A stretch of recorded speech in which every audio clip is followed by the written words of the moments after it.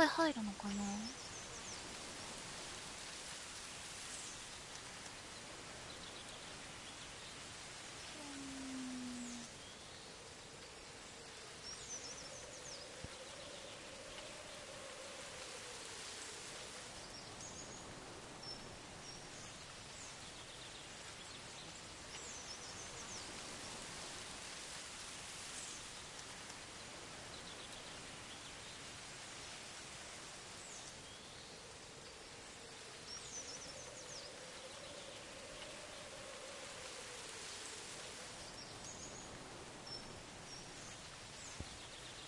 よいしょ。あれ？新しいゲーム。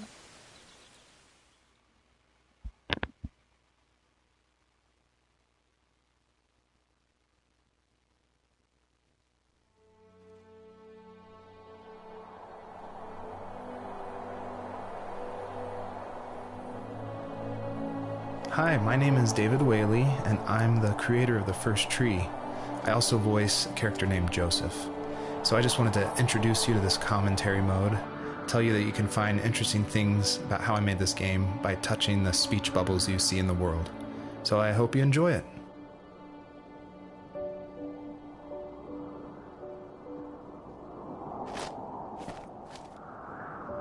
Are you awake? I thought I heard you get up. Yeah, I'm awake. Sorry, I just can't sleep. Are you thinking about him? Yeah, a bit. Usually get back to sleep, my love. I'm fine. No, it's okay. What else is on your mind? I don't know. It seems weird, but I had one of the most vivid dreams of my life. I saw a fox on a snowy mountain, just looking confused and worried. Those eyes. I can't get those eyes out of my head. She was running in the windy snow, looking for something.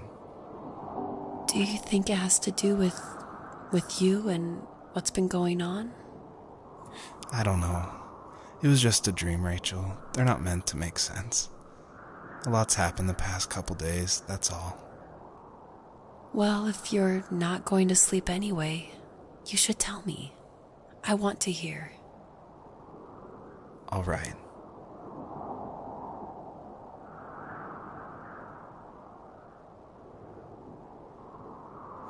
で、探すの？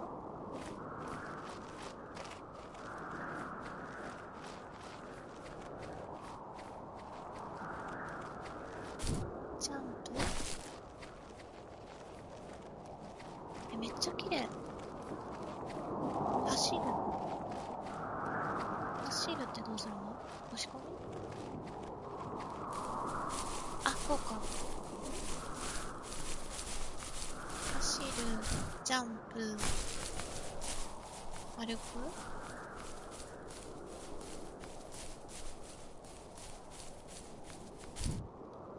違う。走る。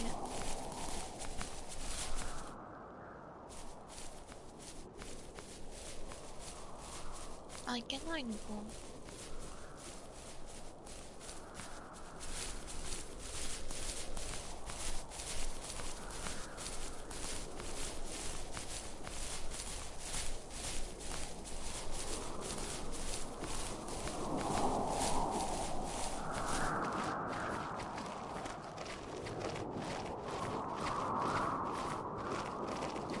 こっちだっていうのかな。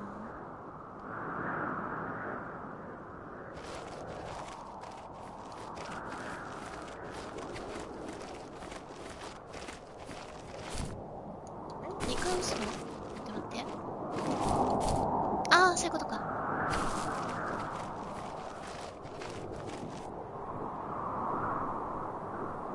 光ってるの？どっちが近いかな？ちょっと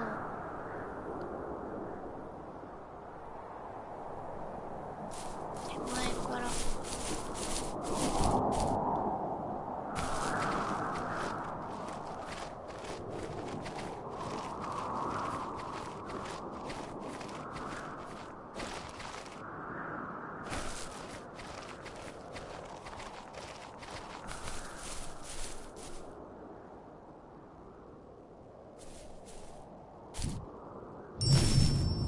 I'll try not to spoil too much since a lot of this game ties into the very last act, which is the epilogue, I call it.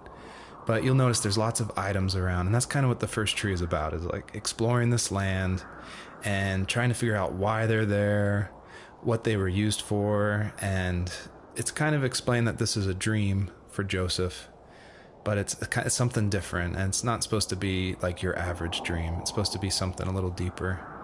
So pay attention to all the items that are around and try to figure out how they tie into the story.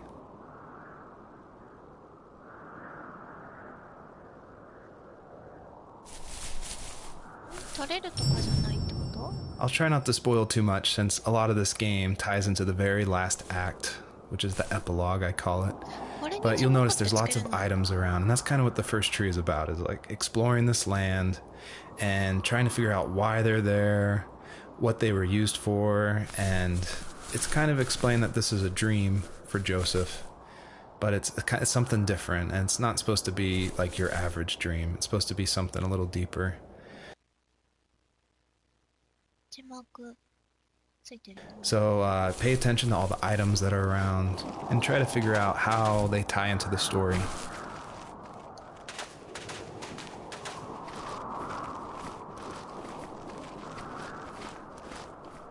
取ったから光らなくなった。違う、こっち。こっち。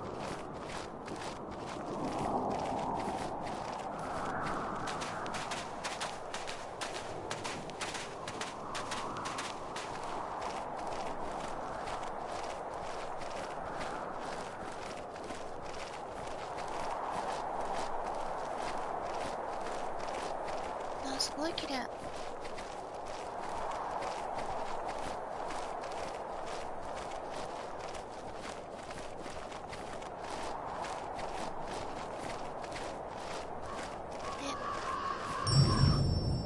So it's usually at this point where people say something like, "This is not the kind of game I was expecting." And that happened a lot at PAX West when I showed it. We'd have little kids play it, but then they see a dead fox cub, or kit is technically the word, but cub sounds, I don't know, it sounds better. Like Wes Anderson uses it in Fantastic Mr. Fox, so I thought cub would be alright. But anyway, having this game, I wanted it to be more serious. This game's based on dealing with the death of my father, which was the hardest thing that's ever happened to me and my family. But I don't want to talk about it here, and I didn't want to talk about it with anybody really to this day still. It's very personal. And that's why I made this game. That's exactly the reason. Because I wanted to get those feelings out and like communicate with people without like talking about it. And so that's what the first tree is. It's me dealing with my feelings, and it was a personal project, and it was just me, and it actually, like, I'm really glad I made it, but it wasn't easy to make, I guess is what I'm saying. So, not far from her home, she followed that path to something unexpected. She couldn't stay, though. She had to find her other 2 children. So she took that path. She followed it towards something ancient. Something with answers.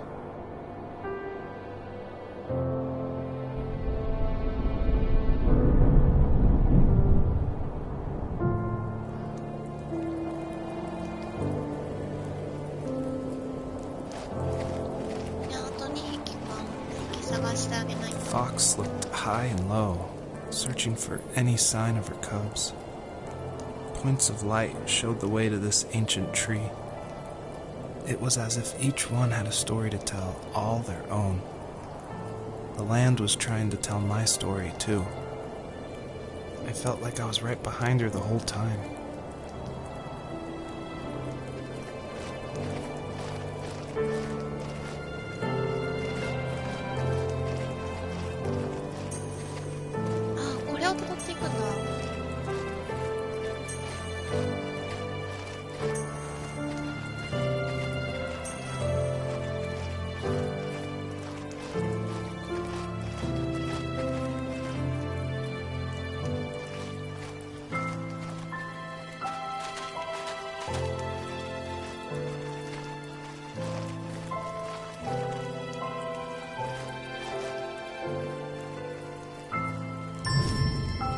The bunnies were added because my wife, Elise, who also voices Rachel in the game, who's also helped a ton to make the game, as we were playing, she just said the world felt kind of empty and not alive enough. So I knew we needed to add some kind of life, and so the bunnies was like the first idea that came to mind. And like most of the game, I used like publicly available assets to speed up production because I was working full-time along with making this game, and we just had our first baby, a little girl named Evelyn. So I was messing with this asset called Herd Sim, and at one point, like the generation script that creates variations of the sizes of the bunny. One time I got out of control and it made like this monster bunny that towered over everybody. And I shared that GIF on Imager and Reddit, and that was a huge hit. It helped definitely gain an audience for this game. But it's hard because this game is like so serious. It's about life and death, not giant bunnies. But I knew I needed something, like a shout out to that, because it was pretty fun. So if you're able to catch all the bunnies on this map, I think there's around 13, then you'll get a special surprise. So good luck.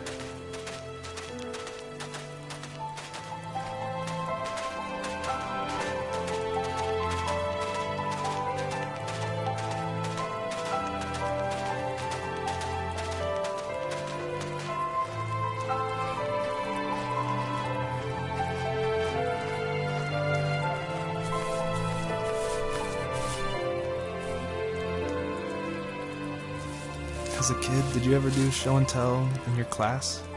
Yeah, I think I only did it once, when I was in the 4th grade. You know how my life was around then. I wanted to show my class what helped pass the time and distracted me, so I brought a dozen paper cranes I had made.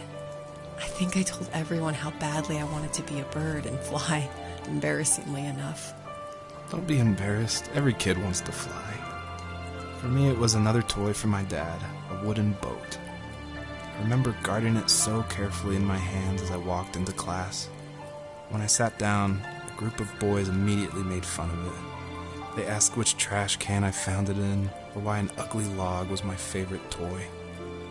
When I got up, I didn't even want to tell them my dad had carved it. I said it was a joke gift my friend had given me. Kids can be so cruel. Some of them are. I shouldn't have let them get to me, but it did. It's amazing we bounced back at all.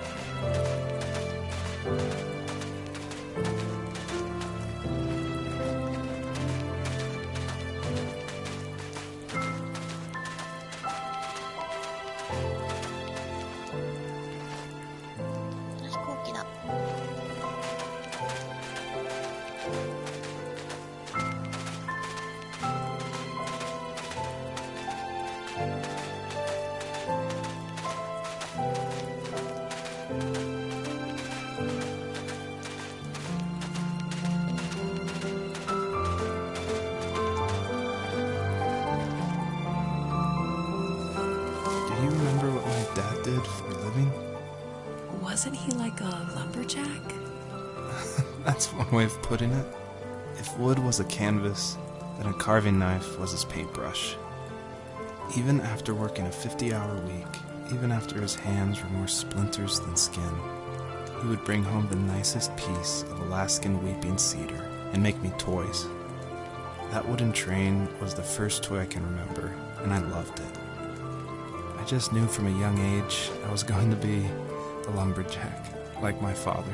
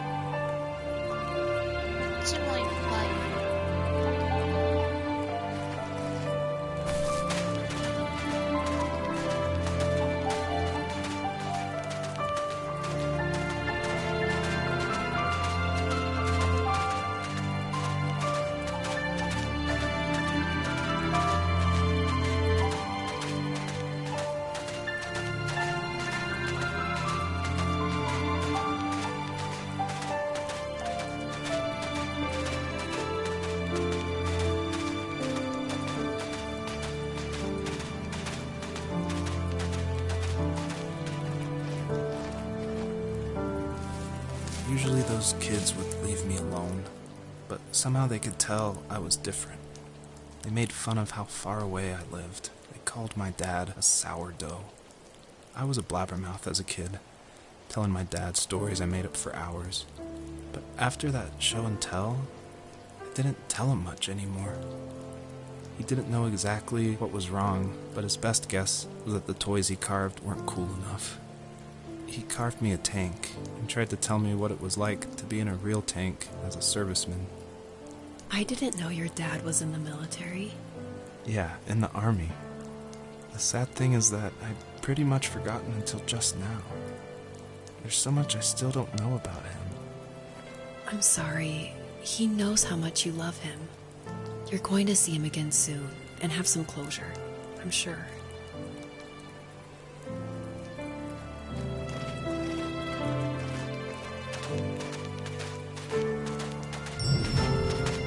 A lot of people have gotten confused why Joseph's father is called a sourdough, and it's not stated outright at the beginning of the game, but Joseph and his dad, they grew up in Alaska.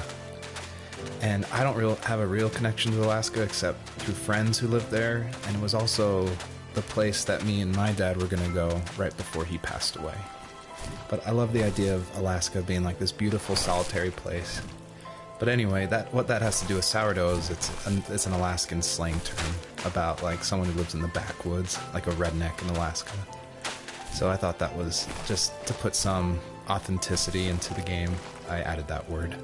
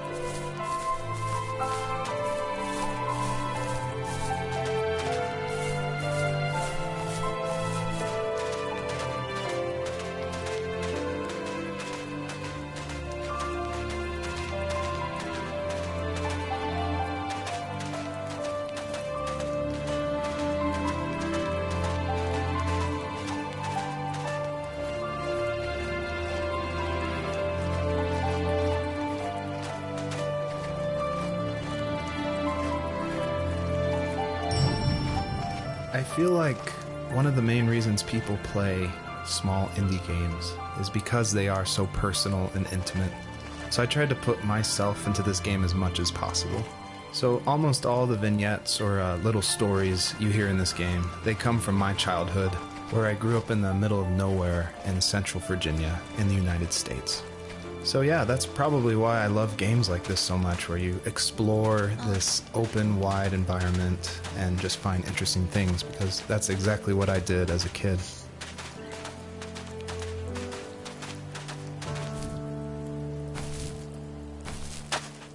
Ah, 頑張って。頑張れ。ダメ？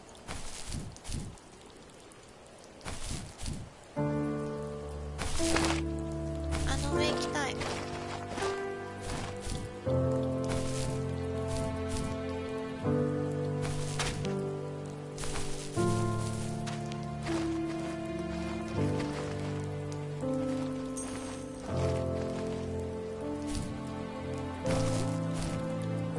取れない。あっちも光ってる。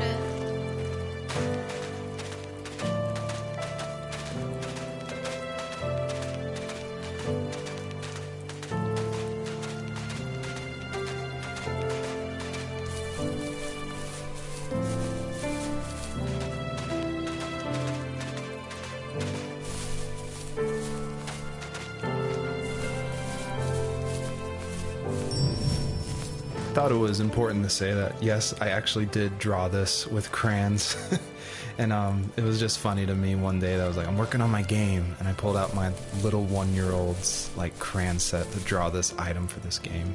I just realized just now that I probably threw away the original. I probably should have kept it and given it away to somebody, but oh well.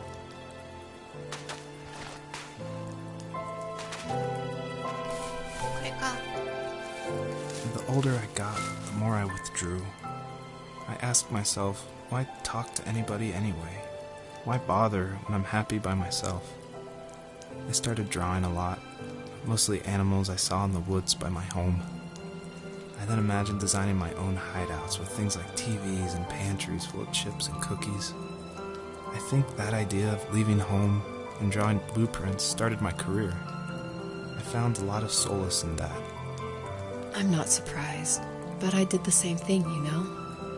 There's something special about having a place to call your own. And now look at us. Well, if you count renting in an overpriced city. It's as close as we can get for now.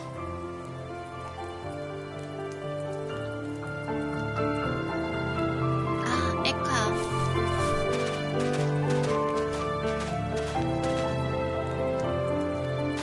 で、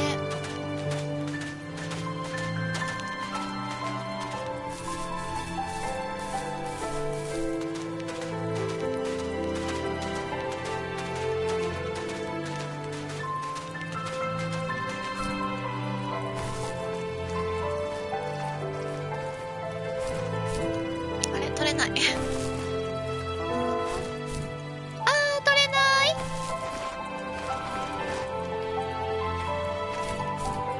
あ、二段しちゃダメ？待って。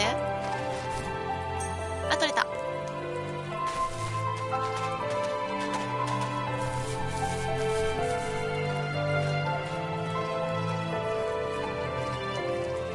次は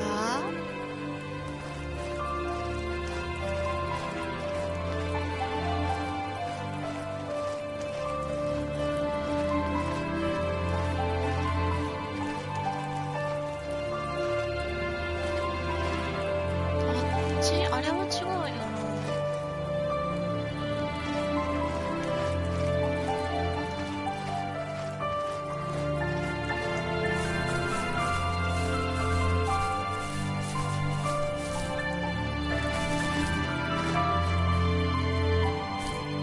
よいしょ。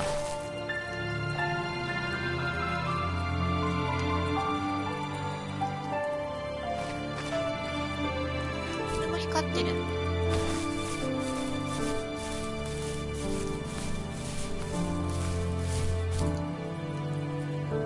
いしょ。取れない。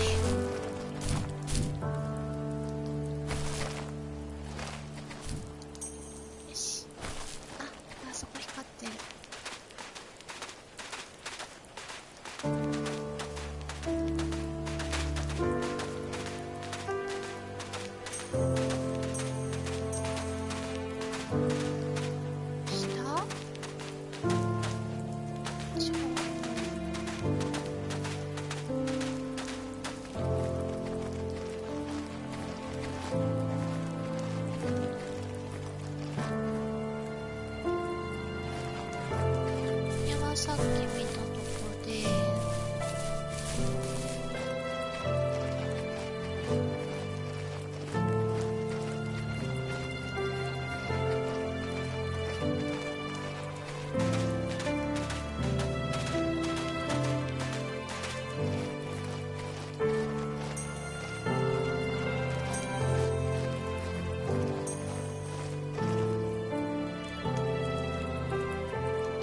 ないなぁ。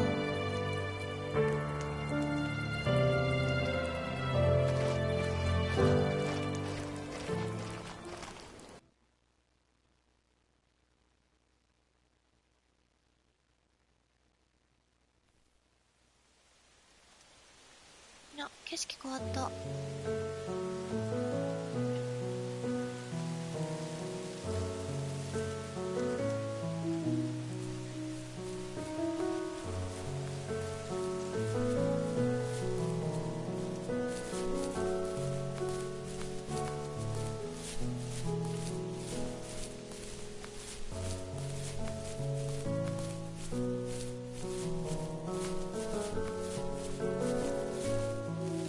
My teenage years were full of sketching, angst, and trouble.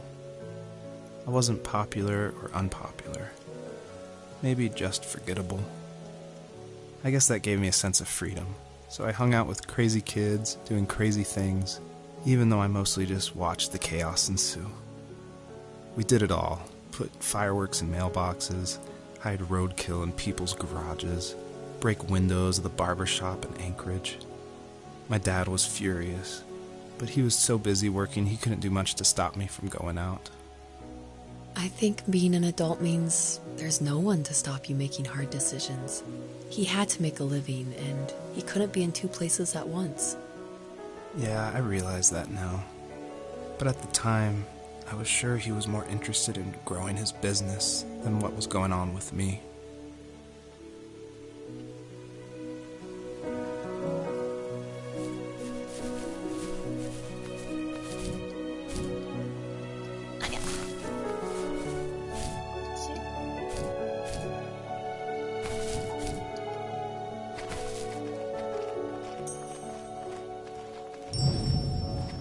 This is the level that I showed at PAX West, which was a crazy dream come true that this hobby project was being shown next to all these amazing indie games. So I decided to show this level because it's smaller, there's like some jumping puzzles, and I thought it was a good entry into the game. But the one thing I can't seem to forget is right before we opened to the public, there was an indie dev superstar. Like, you've definitely heard of his games. And I was like terrified. He wanted to try it out. So I said, of course, like, please give me your feedback. And he was super nice, super talented, of course. But this embarrassing bug happened, which I'd never seen before in my life, where when he dug the item up, he jumped right after, and it created the dust cloud to permanently be on the rest of the level. It wouldn't turn off. So it looked like this fart cloud following the fox as it just kept running with this beautiful music and serious voiceover. And it was horrible. I think about that every time I look at this level. But, you know, I was able to fix it, so I'm glad someone could at least find that bug.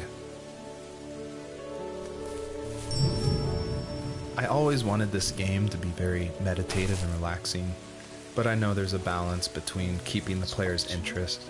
So I added this butterfly jumping mechanic just to like spice things up. I used a plugin called Playmaker for Unity, which in a visual editor lets you do interactive things, which is perfect for me because I do come from film and design background. But on the flip side, I really wish I was good at code, because this jumping mechanic, the jumping mechanic in the whole game actually has frustrated a lot of players. But hopefully I've been able to fine tune it, so it should feel a lot better now. I would just hate that this meditative game would get frustrating, so I've definitely I've lowered the gravity, I've made the jumps more consistent, so hopefully people can just focus on the world and the story. あ、でも向こういっぱい光ってるの。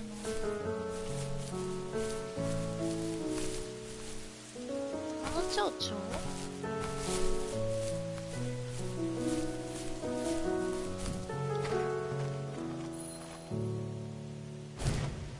あ、すごい。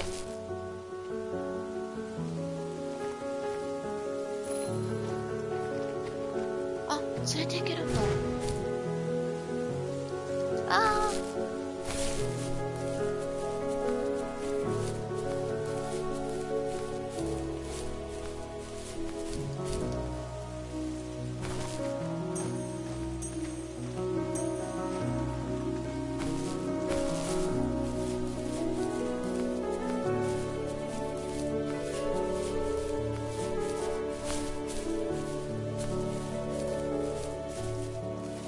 He was working another late night, and my friends were over, saying how bored they were and how they had come all the way out to my house for nothing.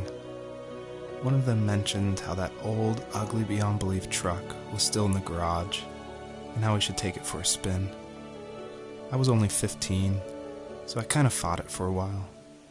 The next thing I knew, we were careening around the mountain path, rocks spitting onto the sides of the cliff, while my dad's cringeworthy bluegrass blared out the speakers. I drove while my friends were in the back of that yellow and purple truck, throwing beer bottles and trash at anything remotely interesting. Felt like I was soaring in the air with borrowed wings. But all good things have endings. A cop outside of Eagle River pulled us over after he saw us in a bottle rocket into someone's yard. What followed was a long night of talking to disappointed adults and feeling smaller than ever.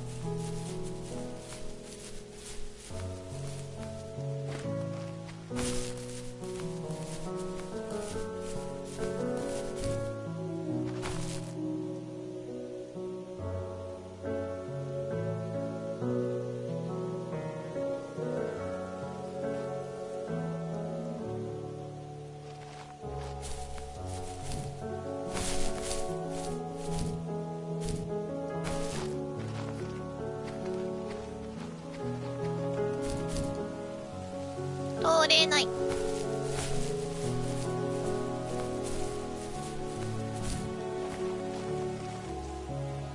でもこの蝶々向こうに連れて行けるのかな。あ、連れて行けるんだ。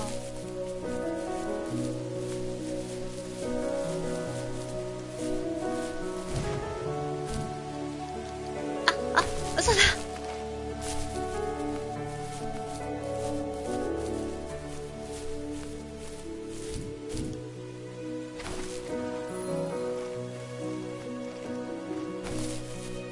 キャラコンの下手さ加減が半端ない。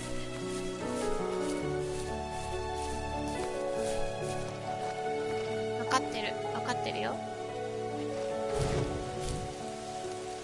し。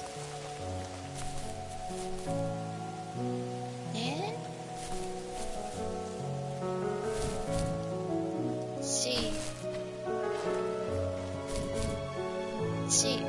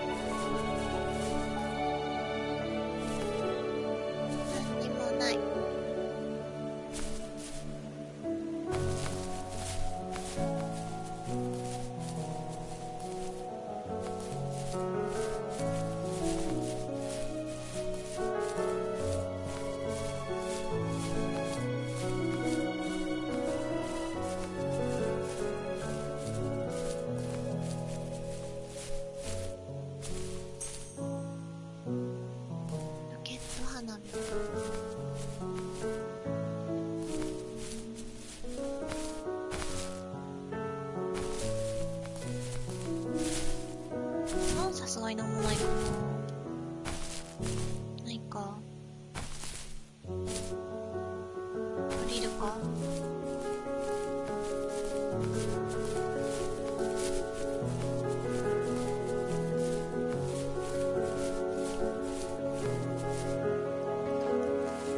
After he drove me home from the police station, I blew up at him, saying how I never wanted to be like him, how I was going to be someone and leave that hick icebox for good. He just looked forward at the road with tired eyes. I took out that bluegrass tape from the cassette deck and chucked it out the window. In my sage teenage wisdom, I thought I had proved the ultimate point. But my dad had a different idea. He slammed the brakes, slowly bowed his head while gripping the steering wheel, and finally looked at me. All he said, like it was a polite request, was, "Make this right." I sat there in silence, fuming, but I eventually got out and combed every square inch of the woods, muttering profanity after profanity. I found it 30 minutes later, near a small waterfall off the road. I went back to the truck, put the wet tape back in, and sure enough it worked. We didn't speak another word to each other the rest of the night.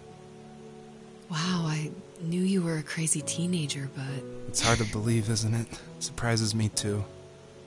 It's like I didn't really know who that kid was back then. I bet my dad thought the same thing over and over. It's almost like he was saying, "Make this right," to himself, more than to me.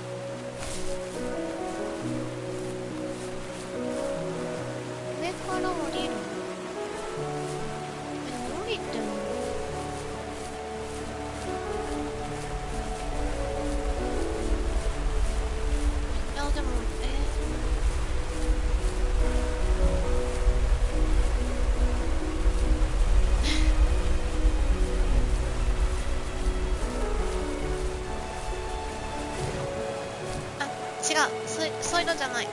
頑張って。飛んで飛んで。ジャンプジャンプ。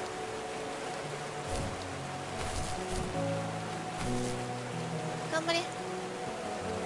もうちょっともうちょっと。お願い、飛んで。ああ、よかった。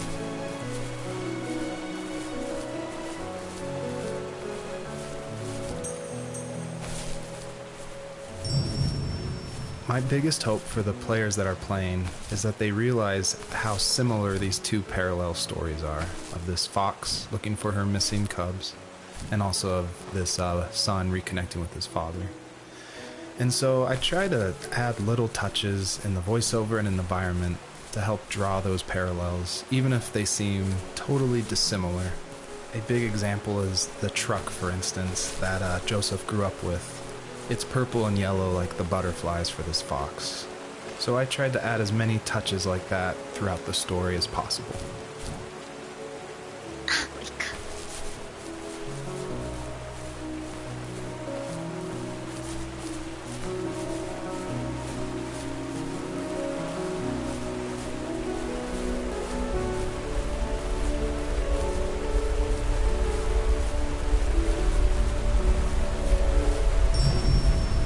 You may have noticed there's a little pond here, and believe it or not, I tried everything I could to get swimming working in this game, and I just could not do it, unfortunately. And so all the water in this game you can just stand in, which is, it still like bums me out, but the systems were not working, it was buggy. So I just had to throw it out, which, you know, I think it's okay. Like, I wish it was there, but again, the focus of this game is on the story.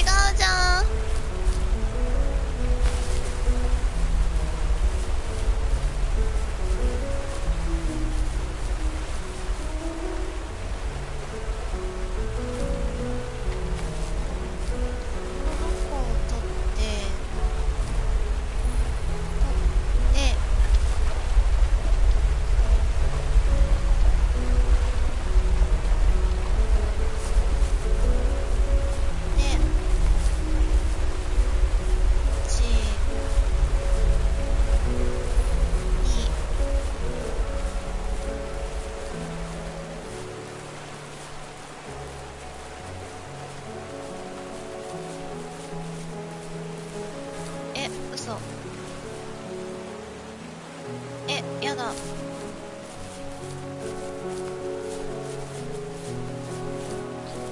どうしよう。あー、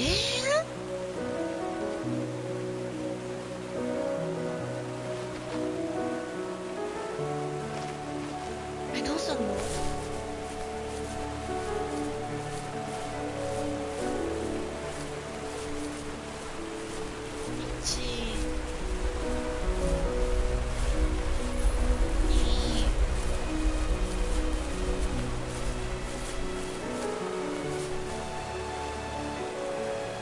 でもあそこ取るの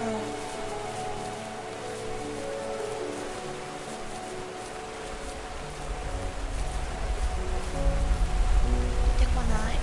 出てこないか。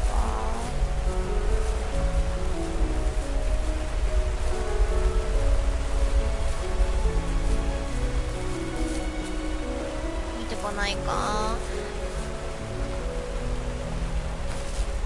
だよね。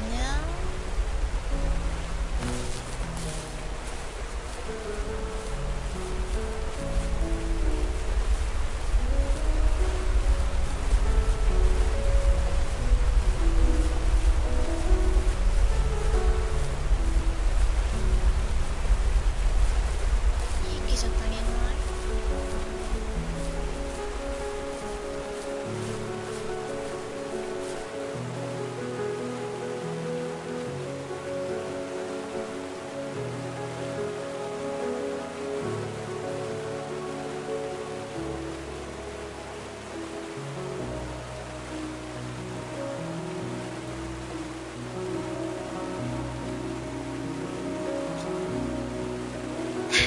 かっちゃんありがと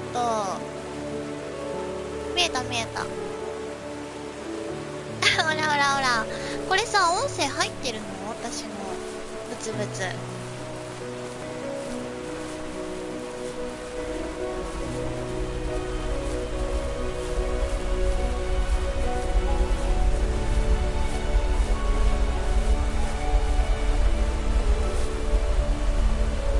聞こえてんのかなこれ。どうなんだろう。あ、そっか。わかった。音入ってる？よかった。こうして、こうし、あれ？あー、じゃあやっぱ上からじゃないと無理ってことか。さよなら蝶々。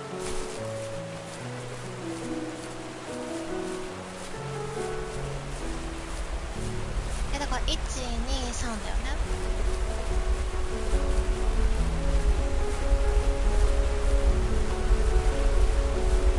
なんかね、ちょっとね、しんみりした感動的なさ、ゲームをすごいしたくなって、いろいろ探してたの。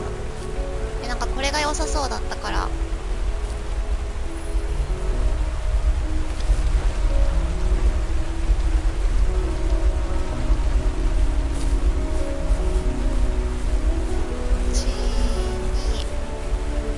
そう、キツネさんのゲーム。なんかね、キツネさんはキツネさんで3匹の子ギツネを離れちゃって探してるのね。で、1匹の子ギツネはちょっと亡くなっちゃっててあれなんだけど、そのキツネと一緒にある男の人の人生の振り返りみたいなゲーム。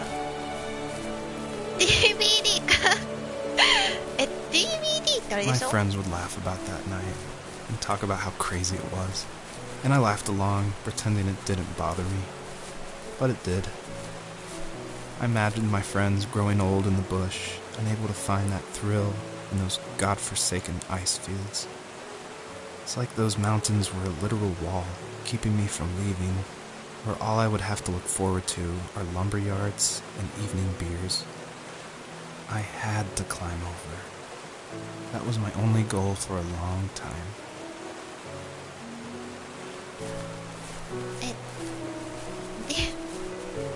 ありがとう。私英語ペラペラなの。嘘だよ。字幕つけなきゃわかんないよ。DVD は待って待って、これ失敗するとすごい嫌だ。これで、あ、いけたいけた。あ、取れなかった1個。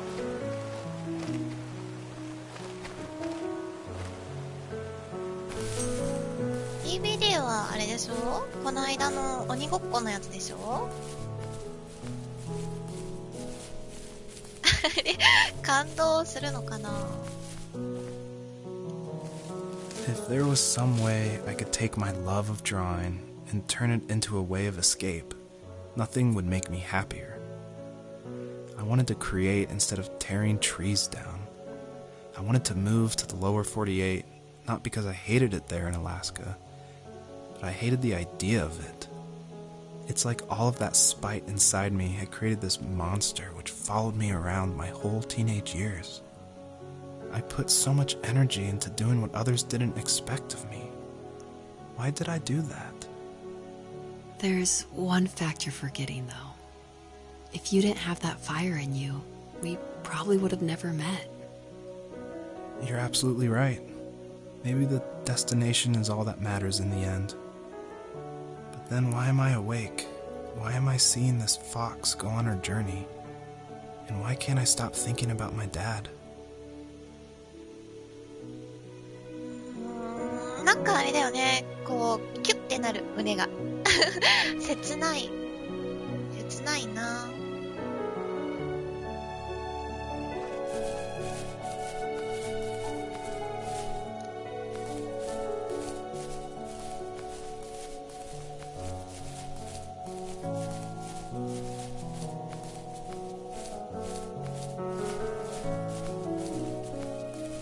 どこが光ってるかな。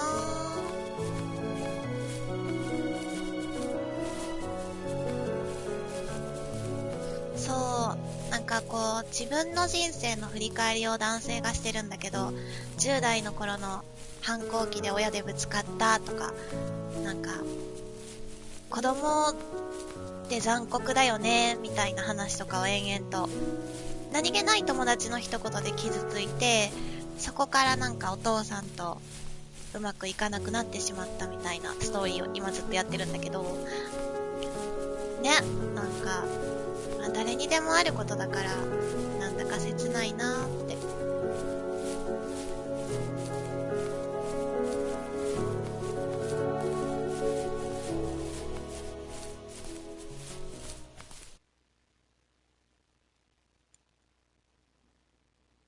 お、季節が変わります。次は夏かな。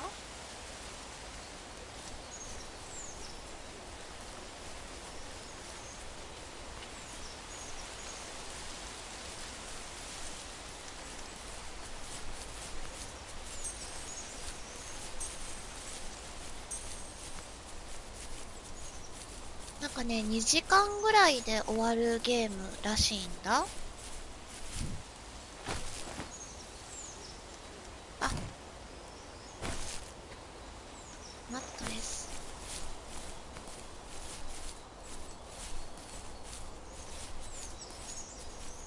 あー、自分でやらないんだ。私ね、結構こういうゲーム好き。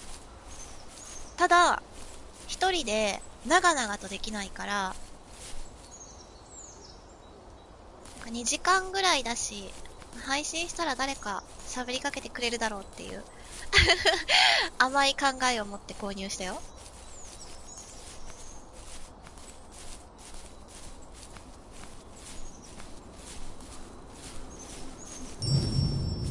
これがね、 Almost all 字 stories 幕が follow なく the て same kind 辛 of い。 structure.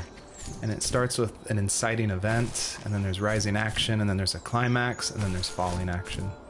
And it's actually really difficult to make an interesting story where you only hear these two people talking, and it's spoken through a dream that's already happened. And the most of the action is about this animal that isn't directly related to this couple at all. So I don't know what I was thinking, but my hope was that it would create some interesting things and connections that I didn't see before. And that was kind of the whole exercise of making the first tree.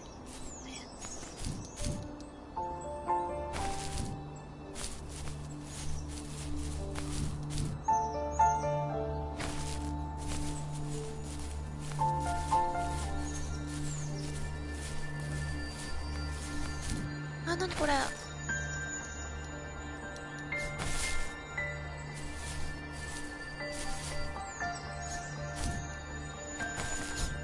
なにこれ。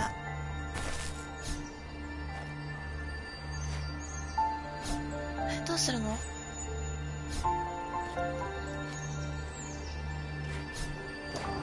あ、これを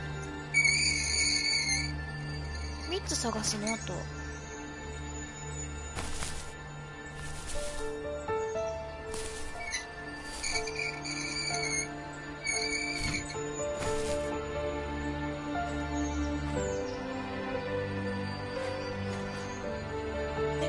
出てこないんだよね。もう1個だもんね。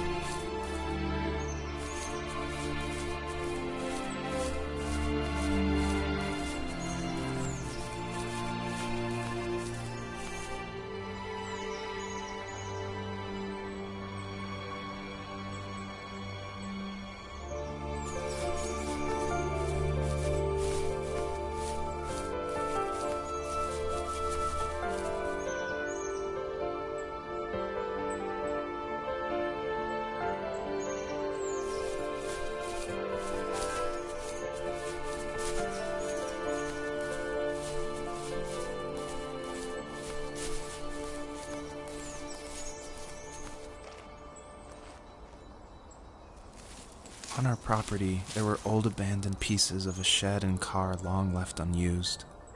I used to ask him all the time who those people were that left all this junk, and I'm sure he got so tired of hearing it that he made up some elaborate stories how a brown bear ate them and haunted the woods afterwards.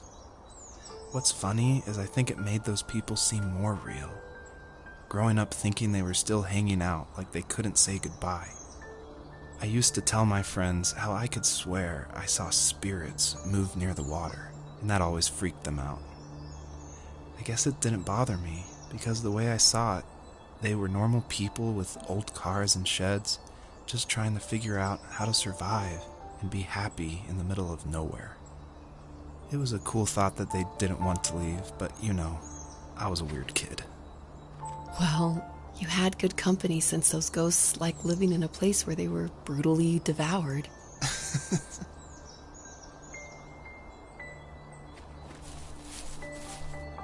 そう、BGM がすごい綺麗だよね。でね、景色もね、すっごい綺麗なの。あっち光ってたよ。あれ、どっちが、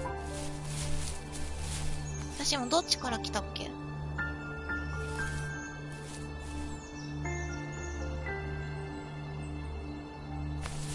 っちも光ってるし、こっちも光ってる。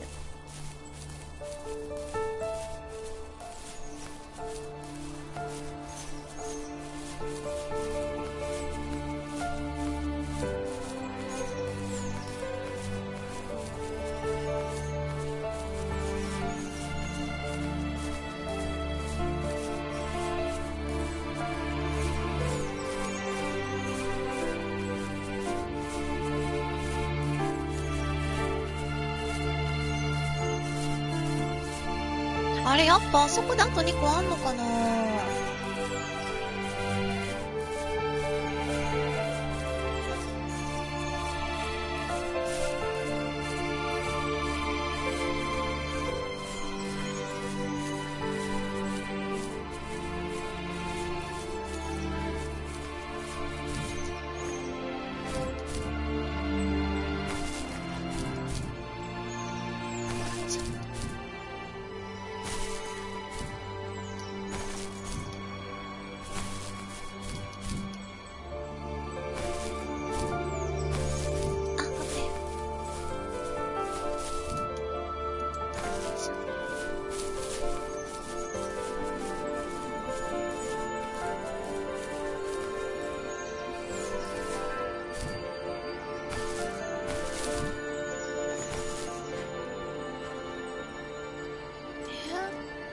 ないけどな。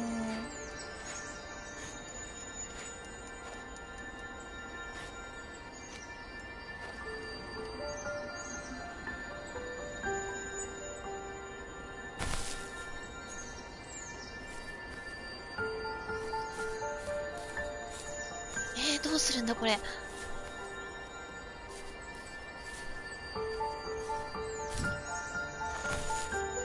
うふわふわしたのないよ。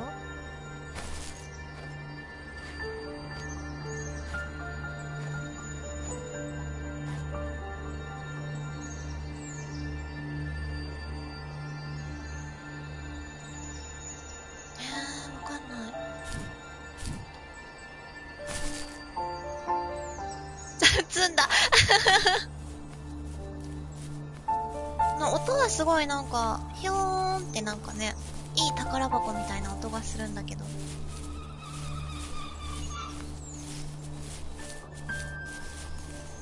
鳥の鳴き声。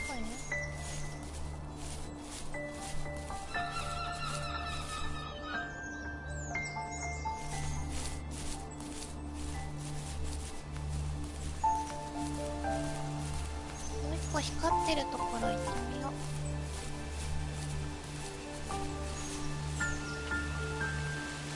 ベビーベッドかな。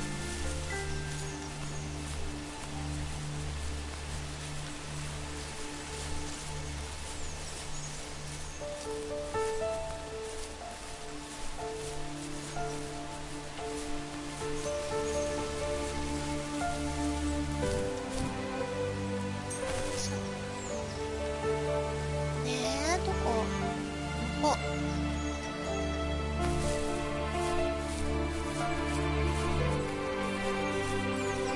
あ、あったピコピコ。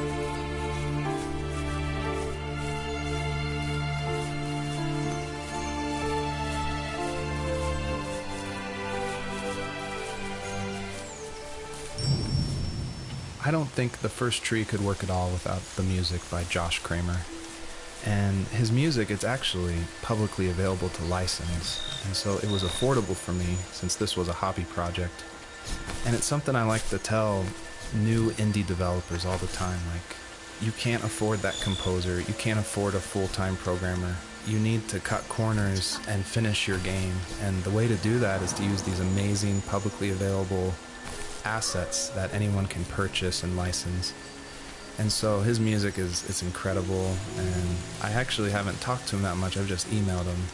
But his music was nominated for Most Emotional Music at the Emotional Game Awards in France, and he's just a really nice guy. And I think there's so much amazing content out there that if you're thinking of making a game, like, look around and see what you can make work on a tight budget, because it worked really well for the first tree.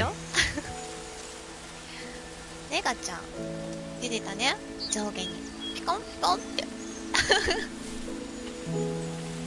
Even at my most distant, at the times when I detested him the most, he kept reaching out. For a year straight, he asked me every week when we were going camping. I thought he was just dense. Eventually, to shut him up, I agreed. We carried out the worn lawn chairs from the garage and set up a cinder block campfire at the site we'd always used behind the house. We walked down the mountain path, talking in the warm sunshine we only got a couple months of the year. Those 3 obsidian rocks shimmered alongside the shore, almost like sparklers pressed against a dark window. I'll never forget that wet stone on my feet, or how those massive mountains looked even bigger in the lake's reflection. I felt small, but great. As the sun set, my dad found something I hadn't seen for a long time. The tree where I'd made my first carving when I was 6. I hadn't even carved it. My dad had helped me, but I still called it my tree. Something about seeing my name there made me open up, and we talked about everything that night in that old camouflage tent. I told him how much I loved sketching and design, and how it would be a dream to study architecture in Seattle. I told him how I didn't get along with my friends much anymore, but that I didn't mind being alone. He told me he was there for me, and he joked that if all he had to do was write my name on a tree to finally get me to talk, he would have left me carved logs with novels on them in front of my room every morning. I don't know why it took me that long to realize it, but it was then I knew how much he had sacrificed for me.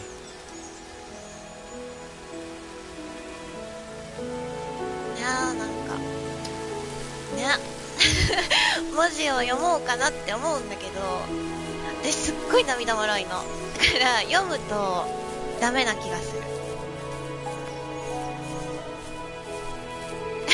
私の語彙力、拙い語彙力でしょ。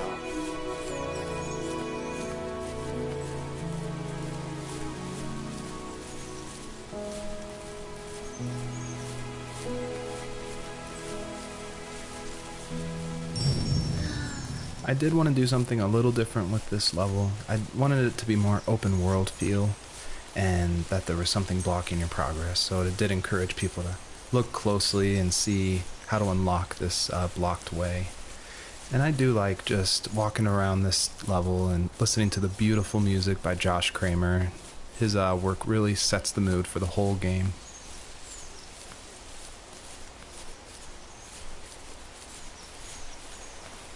でもね、私向こうにもさ、そう光ってるんだよな、木の。戻ろうかな。My dad built a lot of stuff in his free time. If he wasn't watching fly fishing or reading Tom Clancy novels, he was carving something. He made tons of birdhouses. Not that he was into bird watching, but I think he really missed working and adding on to the home. If he couldn't afford the time to build onto our own house, he would have to settle with watching birds move into their little homes. We kept an old mattress in the bed of that ugly yellow truck, so we would drive it deep into the woods and then watch the birds fly into their houses while the sun set. Usually it was accompanied by venison jerky or a cold Coke, but not a lot of talking, which is how we both liked it.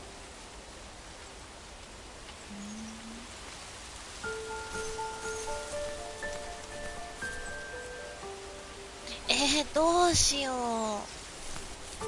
戻ろ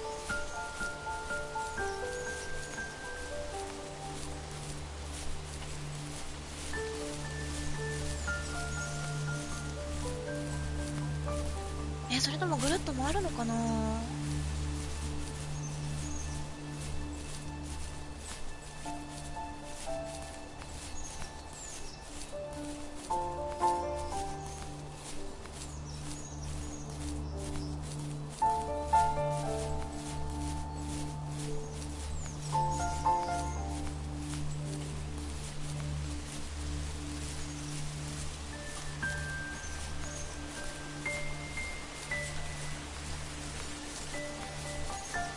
光ってるんだよね。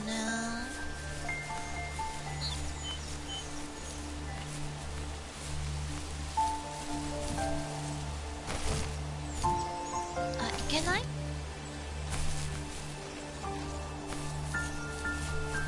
けないのか。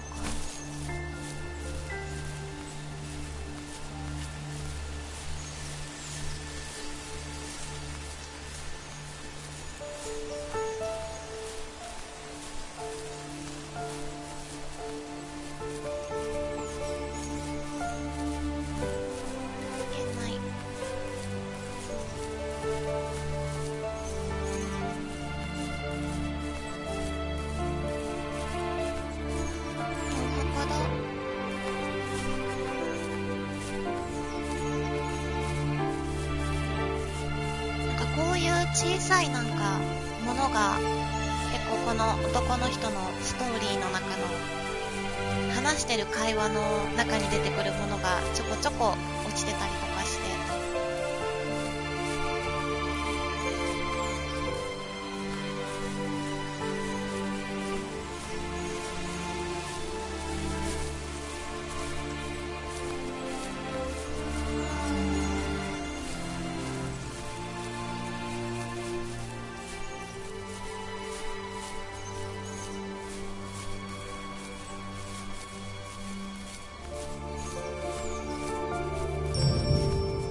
Earlier I said I just love going through video games and exploring, like looking at every nook and cranny and just trying to find little details.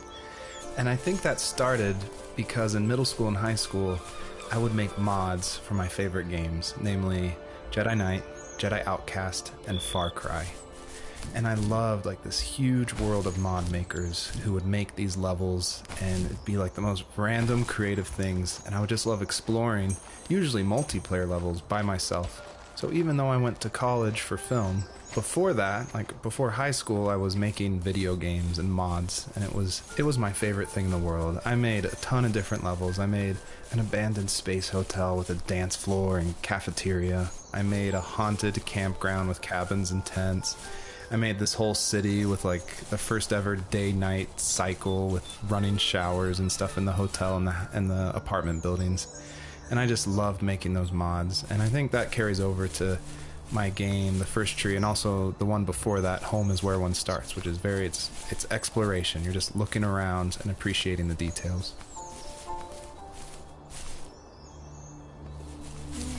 どっちから行ったらいいんだろう。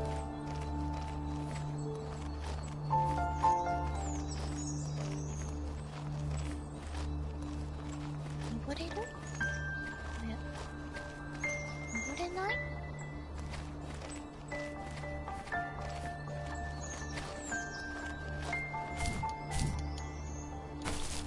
あー、無理か。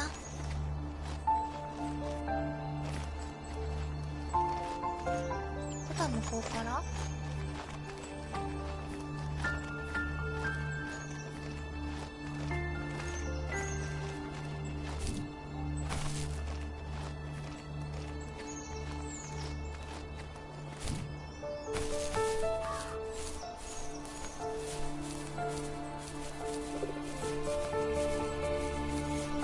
どうなんだろう。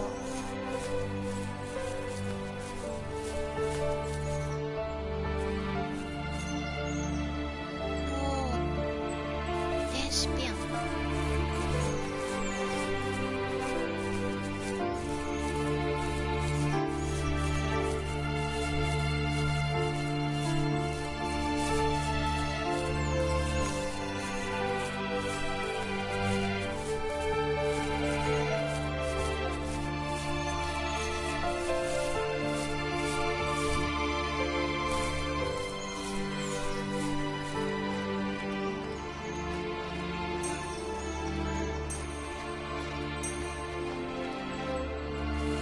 We were happiest underneath the evergreens.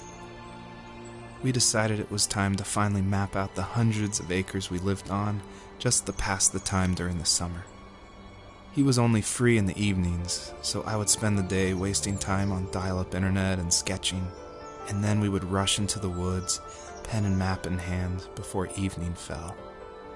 Sometimes, the aurora borealis would cast a cold green glow on the mountainside, and we would finish our route underneath a twilight sky. Sometimes I was lonely during those summer days, but there was comfort in the routine. A lot of teenagers aren't looking for the daily grind, though. There's nothing wrong with wanting to get out, to leave your childhood home. You wanted to progress, to make something of yourself. Yeah, you're right. That house. I'm sure it's the same as how I left it. But then why does it feel so different? I doubt you're the only adult to have looked back and asked that question.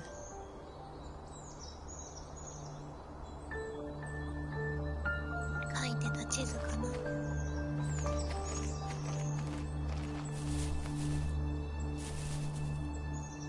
で、次光ってるのは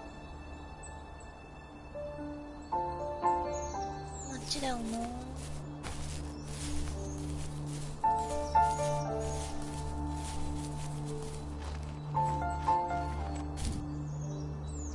っち行けない。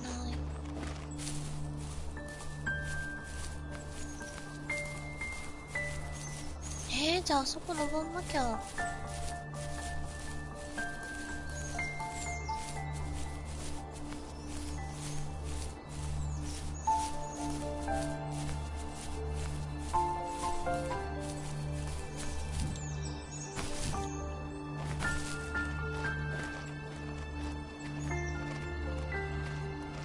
こっちから行くの？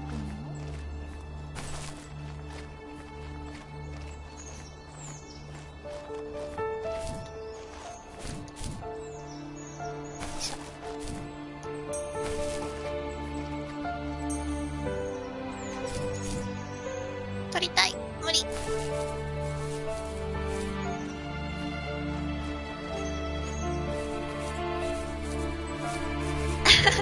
とうとするよね。わかる。もうリラックス効果が半端ないよね、この BGM。登れない。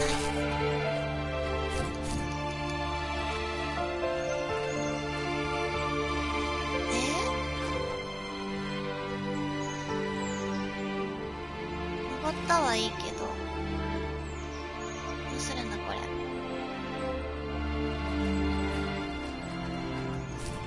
っちか。あ、やだ。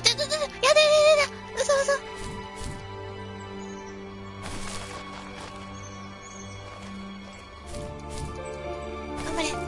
頑張って。無理？頑張れ。ダメ？どうすんの？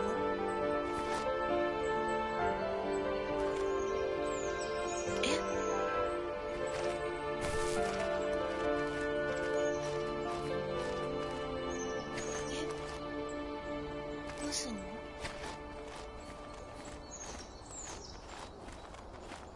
あった。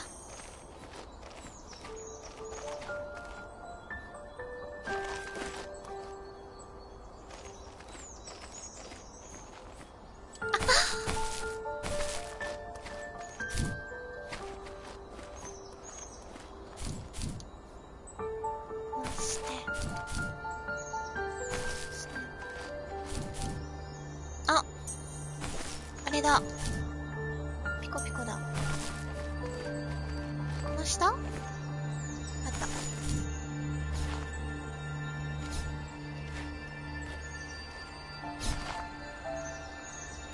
取るの難しい。違う。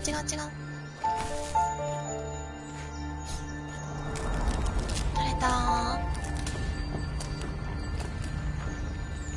そう、意外とキャラコンいるんだよ。ピコピコ見つけて、次はどこに行けばいいんだ？おー、今こっちから入ってきて、こ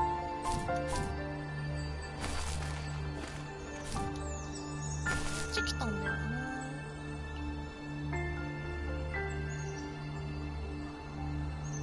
けどもう光ってるとこない。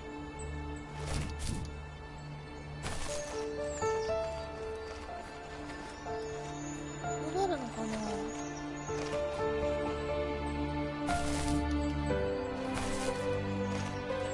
行き止まりだもん。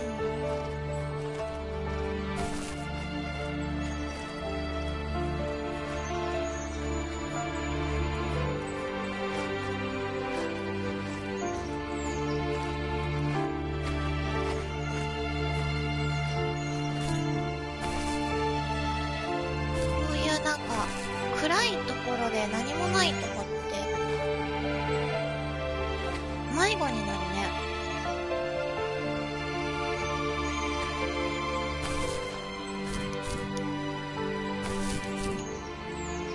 どこ行けばいいんだ？私どこから来たの？登ってきたはず。ここか。そう、方向感覚がね。ここから割と迷子にはなりやすいんだけど。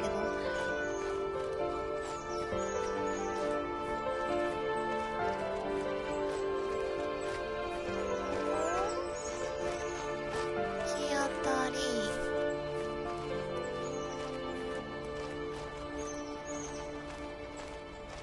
これで元に戻って、光ってる木のところが開いたのかな、これで。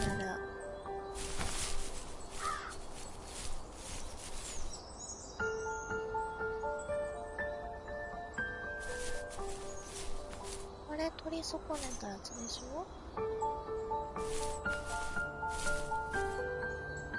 これピコピコのやつでしょ？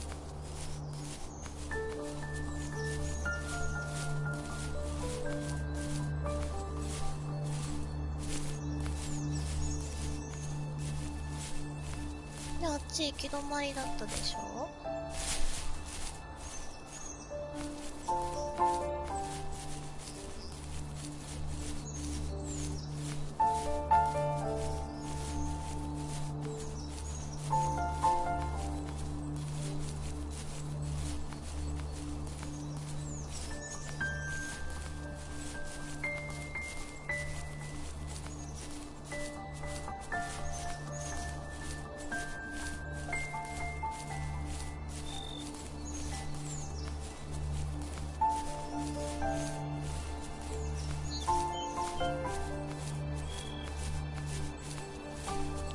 も光ってるのあそこしかないもんな。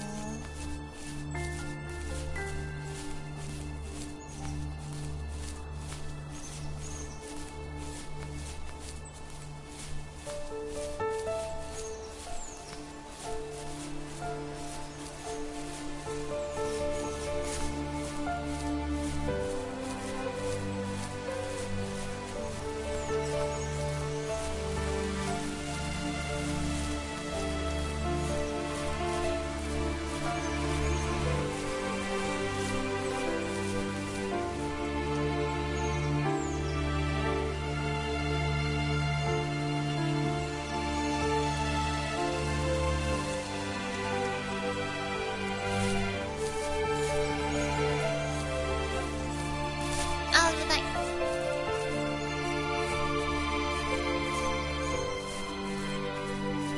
開いてるかな。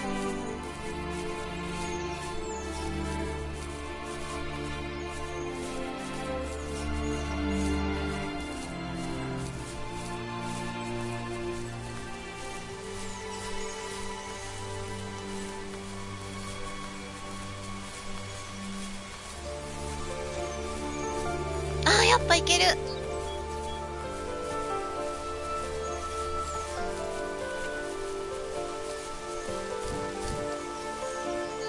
いしょ。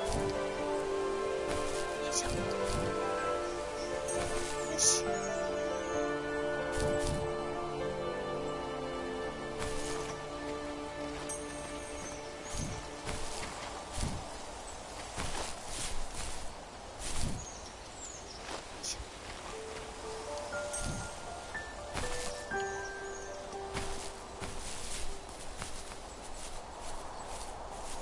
The perpetrator stood nearby, unfazed, like nothing was wrong. My dad is dead, and he's never coming back, Rachel. I can tell you these stories, but I can never reminisce with him again. He can never hold a grandchild that we'll probably never be able to have. I can never talk to him again, and I'll never be able to say I'm sorry for everything.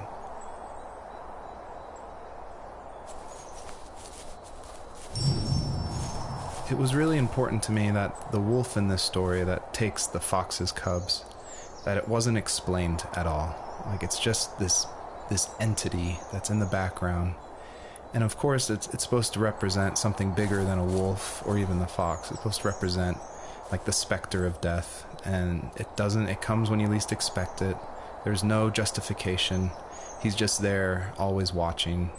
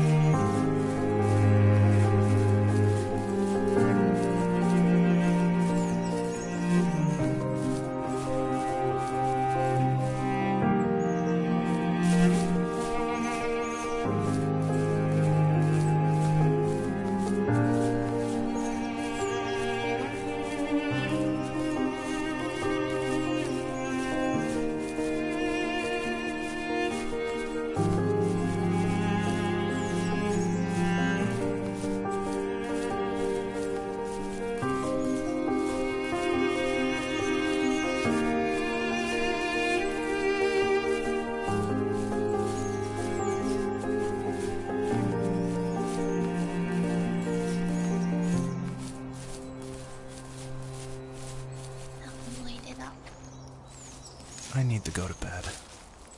I just can't talk about this anymore. Good night.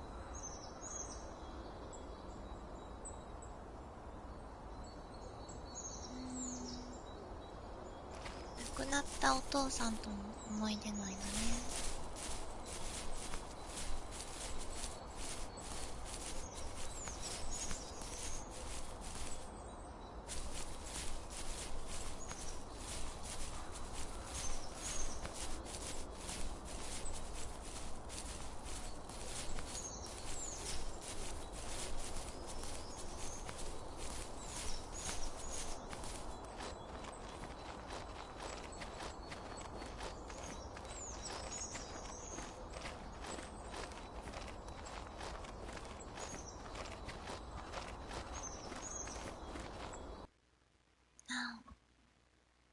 でもこれで最初が冬スタートで春終わって夏終わって秋だからもう終わるのかな。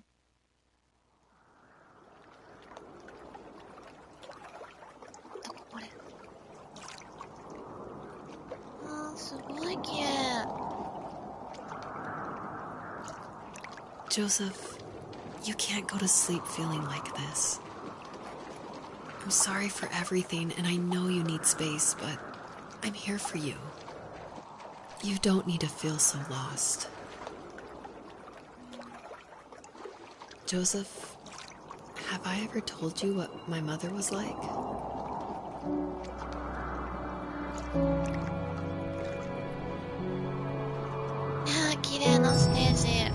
Hello, my name is Elise Whaley, and I was the voice actress for Rachel. I'm also David's wife, so that was convenient for working together. I was actually the voice actress for his first game, Home is Where One Starts, and I guess that I did a good enough job that David wanted me back, so I did the voice acting for this one as well. David definitely coached me through it because I'm pretty inexperienced when it comes to that. Home is Where One Starts was my first time ever doing voice acting of any kind. And we watched a lot of trailers of movies we liked to get the voice right of female leads who were talking in the trailer and try to mimic that and bring that into the game so that had the right kind of feel and the right kind of atmosphere for the voice. My character actually is the same character from Home is Where One Starts. If you've played that game, you probably connected that together. And this is her probably about 15 years later, maybe 20 years later, in this game. I was happy to revisit the character of Rachel. We kind of leave her in an ambiguous spot in Home is Where One Starts. It definitely ends on a hopeful note, but there's not a lot of details. And in this game, you see that she's able to move on through a lot of her issues that she had from her abusive home and be able to start her own family and start a new cycle without that abuse, which I think is really inspiring. You know what it's like not to have a mom at home. And you know how hard that made my childhood. What helped me was watching the birds in the morning before the school bus came. I thought that my mother was one of those birds, and it made me want to be free like her. My mom taught me how to fold origami cranes while she was in the hospital. So I told myself I would fold one every day until I could fly myself.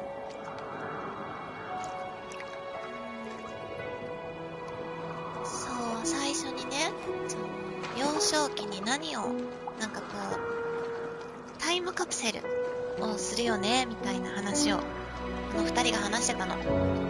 で、女性の方が、折り鶴をたくさん折ってたから、折り鶴をたくさん入れたっていうのを言っててね。今折り鶴が出てきたから、あっと思って。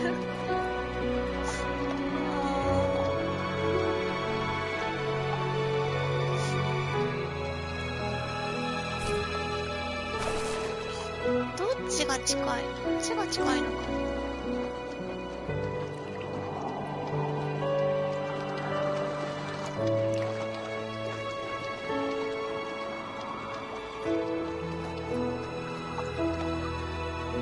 I think we both have always loved animals, and for me that love started with a dog. Sometimes this Rottweiler would come up to our property line and wait at the fence for me, but only once in a while. I was sure to check every day immediately after school, and it usually ended in disappointment. I would even steal money from my passed-out dad just so I could buy these off-brand dog biscuits. Even when she did stop by, she never went beyond the fence. Why was she so scared? そうそう。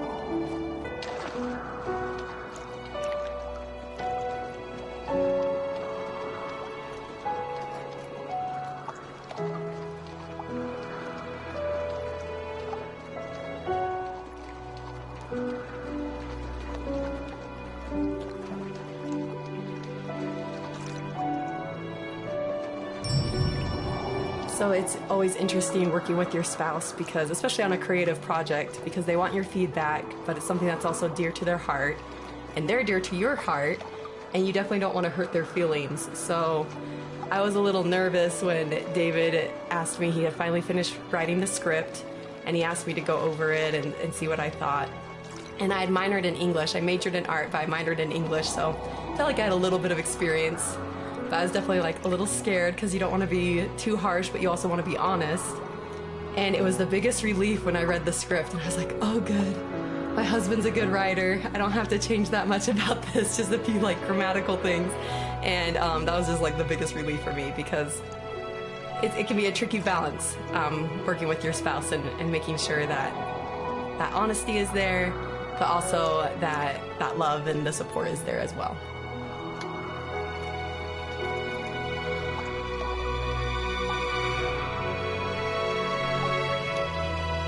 よし。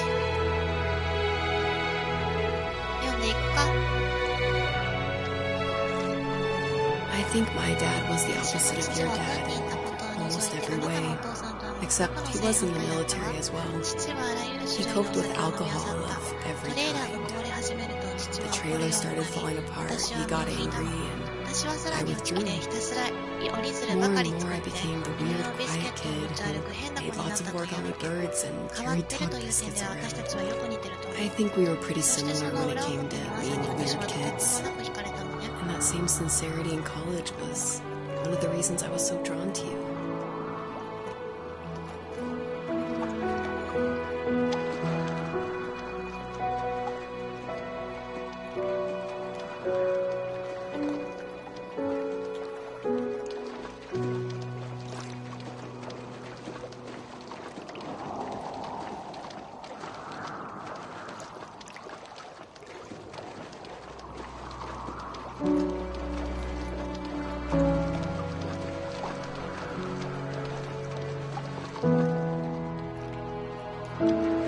Life got worse and worse, and at one point, I really didn't think I could survive another day with my soul still intact. I had no real friends, let alone neighbors, since we lived in the middle of nowhere. I should have talked to my teacher, but I was scared what he would do if he found out. As I waited for the school bus one morning, I walked around until I found something in an abandoned shed. Something I can't put into words.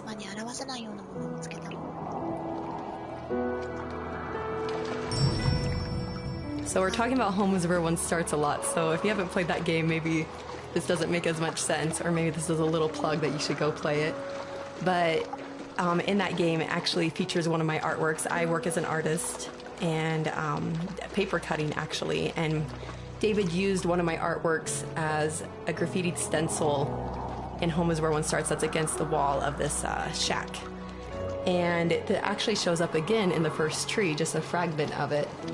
The first tree, the title actually comes from one of my artworks that I made back in 2015, I want to say. And I made this artwork while I was pregnant with our first child. And it had a lot of meaning for me, and David actually helped me come up with the title. And he asked, because I was really struggling, I was like, I have no idea what to call this, and I always go to David for title ideas and to bounce ideas off of him, and that's like the only way I can ever come up with a title is by talking with him. So we were talking back and forth and looking at this artwork, and he said, well, what kind of like movies or shows were you watching while you were making the artwork? Because my work's pretty tedious, so sometimes I'll watch a show or do some Netflix binging while I'm creating it. And I was like, oh, I actually watched Tree of Life a ton. And then we're like, Tree of Life. And we started thinking more about that and then arrived at the first tree. So it started off as one of my artworks and then became a part of David's art, which I think is really cool that we were able to share that title. I summoned courage I didn't know I had, and I broke into my dad's room and found the key to the shed where he had locked my bike. I'll never forget that feeling. The wind rushing by my ears as the sun rose over fields of wheat. I was flying for the first time. I biked as far as my legs could take me until I found a house that felt friendly, and that felt like home. Those strangers helped me in so many ways. And if it wasn't for them, I wouldn't have found my foster family. And if it wasn't for my parents, I wouldn't have met you.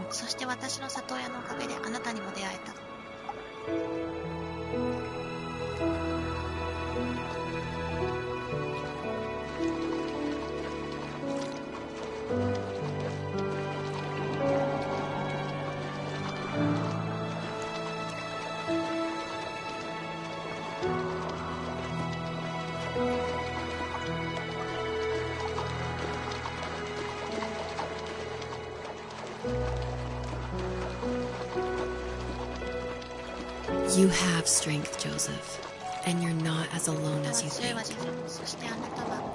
It's all just so pointless. Just waiting for life to happen. It's like having the home I always wanted is cursed out of my reach. The thought of being a parent myself. How could I do that when I couldn't even be a good son? I'm sorry. I know what you're saying. I just don't know how things will work out. These quiet hours will turn into years. We'll wonder which roads passed us by. Then we'll forge a new road together. Besides, I discovered for myself that one fateful morning where any hopeful road leads to. There may be thorns and mist, but it always leads to the same thing. And what's that? Family. I'm so glad that you're part of my family, Rachel. And I'm glad you're part of mine.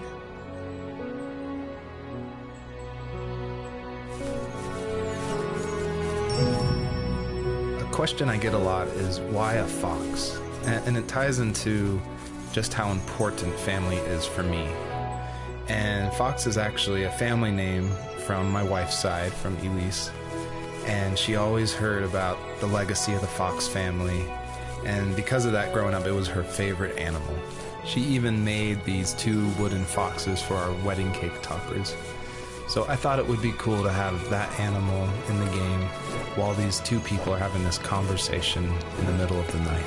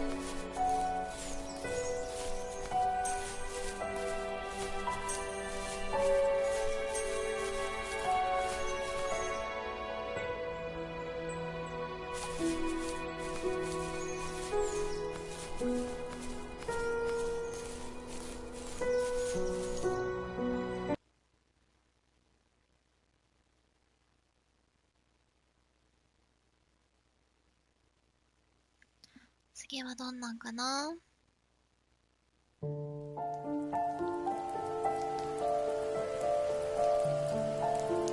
The fox knew her last cub would be waiting for her at the first tree. She was there. The rain cascaded onto the jade valley where the entrance to the tree was. Life was protected there, because that's where life began. It was now only a mother and a daughter left. Items from my life still dotted the ground as she moved closer to her destination and destiny.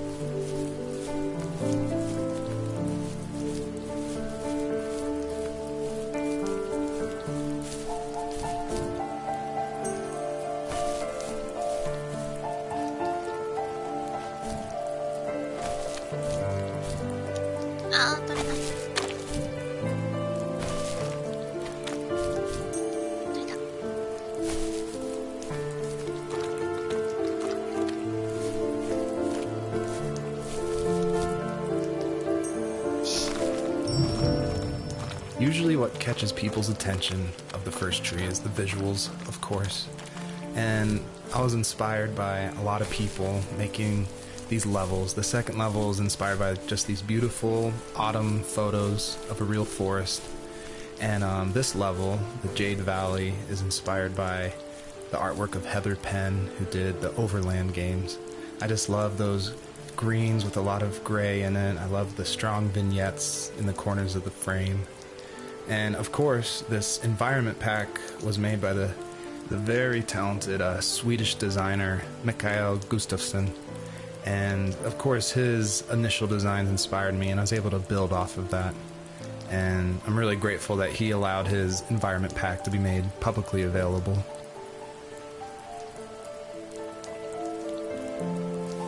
At the end of high school, I felt something I hadn't felt in a long time. Drive.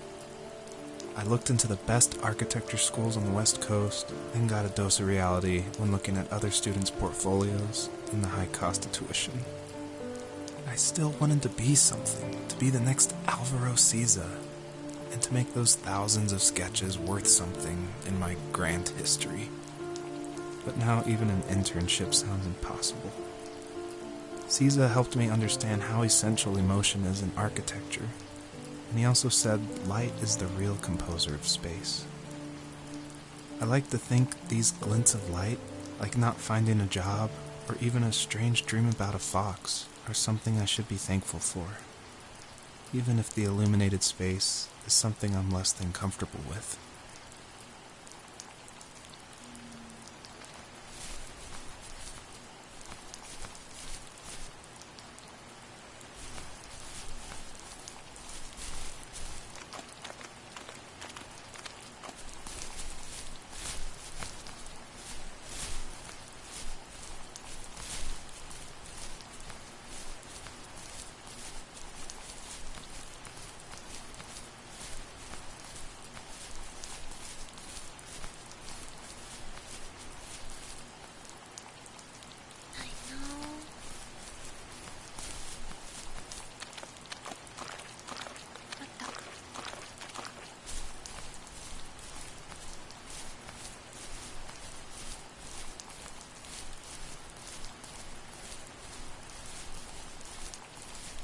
おー、きれい。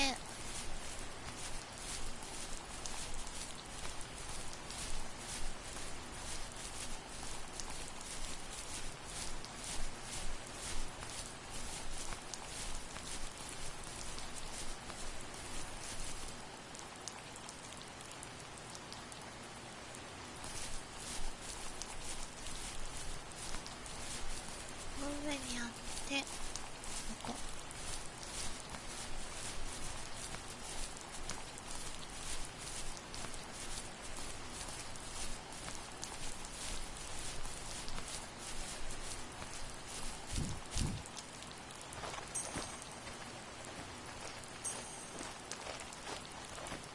100スター。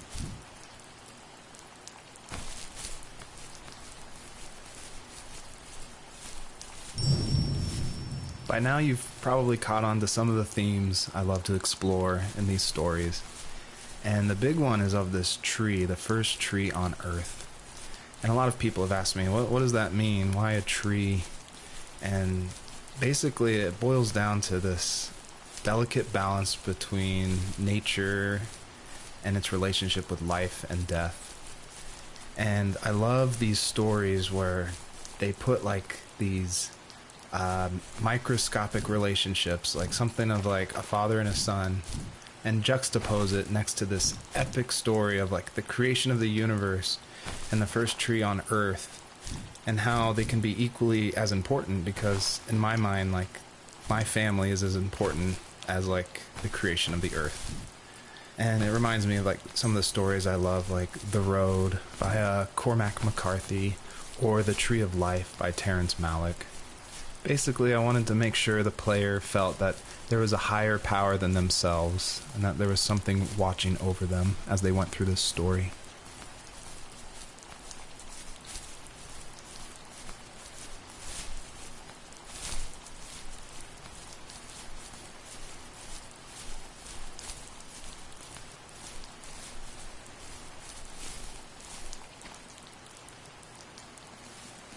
My dad was super supportive with my college plans. To a point. Things were okay until this terrible accident happened. I guess a forklift flipped over due to a bad axle, and it crushed one of the workers there. My dad didn't eat for days, even though he wasn't directly involved. It devastated him. Not only did it hurt the business, but it just freaked him out. He would talk in his sleep, muttering things about firing people and saying sorry. One fateful day he approached me, said that since my school search wasn't going well, I should finally be a man and take over the family business. He said one day he was going to die, and that all of his work, sacrifice, and even that man's life would be wasted in vain. I just lost it. Teenage me just exploded at the thought. I screwed up. I said things I shouldn't have. He was having a crisis, and I pretty much spit in his face.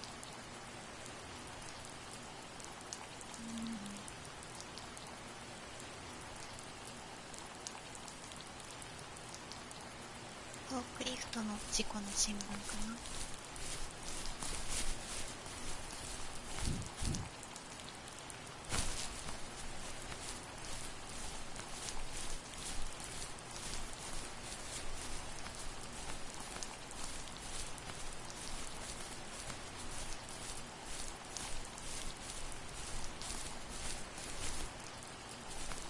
合ってるのかな。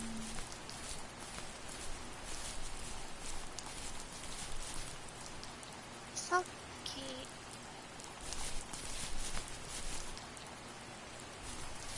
向こうで光ってる。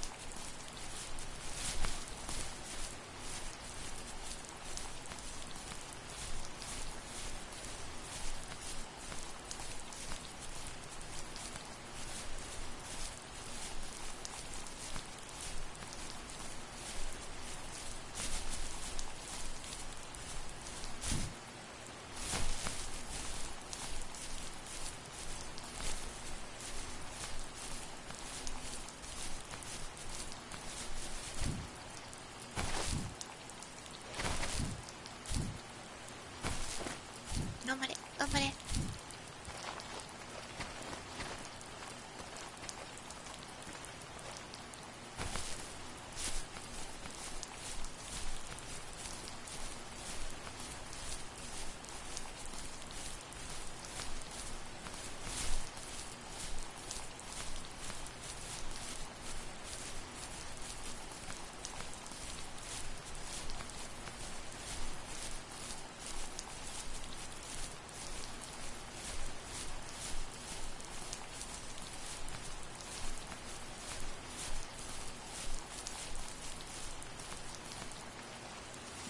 Was that the last time you talked to him? No, I called on holidays, and he would call on my birthday.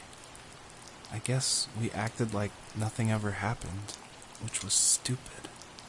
Didn't want to ask about his lumberyard, and I'm sure he didn't want to ask about my job search. I never went back and visited. I think the last conversation we had was about what movies we had seen and what exactly a best boy is in the credits. I thought he would be here so much longer.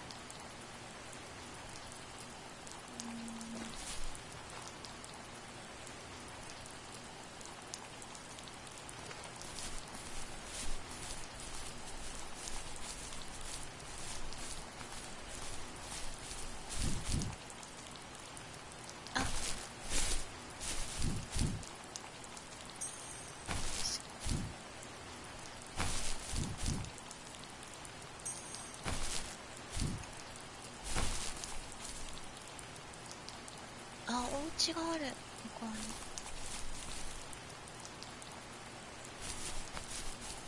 ここか。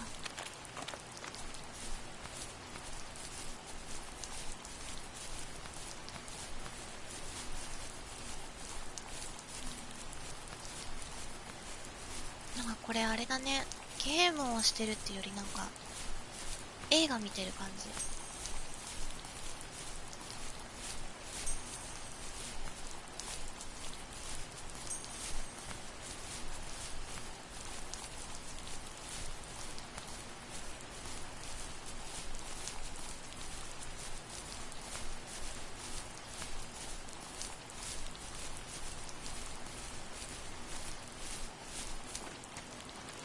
あ、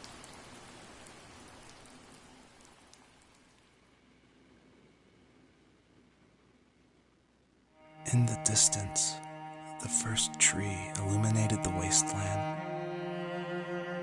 She couldn't go home anymore. She did the only thing she was capable of. Moving forward. My dad died alone in the middle of the wilderness.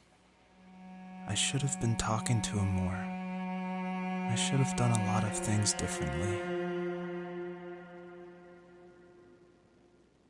If the first tree on Earth brought life with it, if it taught the birds to sing and fly and showed saplings how to grow, what could it do for us?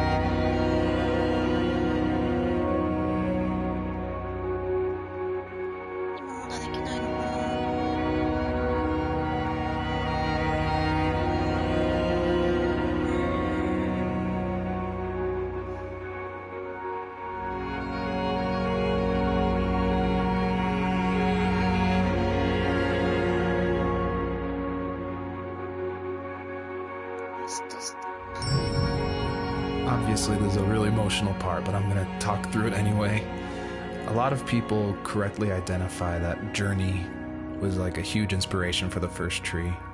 And this part, it is like a callback to that part where you're climbing up the mountain with your friend you don't know, and it just gets snowier and snowier, and you just keep going, and then eventually you collapse. And that part, that made a huge impact on me. And I don't even own a PlayStation 3 or 4. I rented a PlayStation from like a rent-a-center right after completing Home is Where One Starts, just because I'd heard so much about it. And everyone was right, it was a very impactful game, and it definitely inspired the first tree.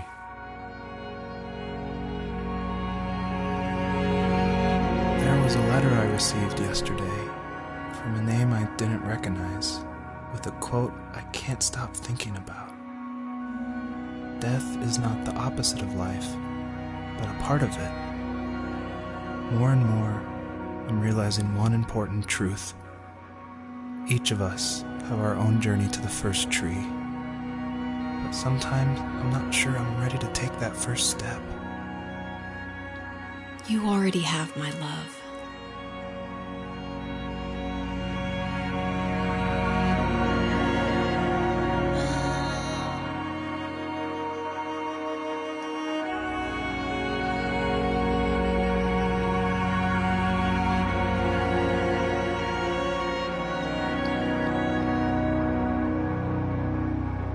操作がジャンプもできないし走ることもできないんだよね。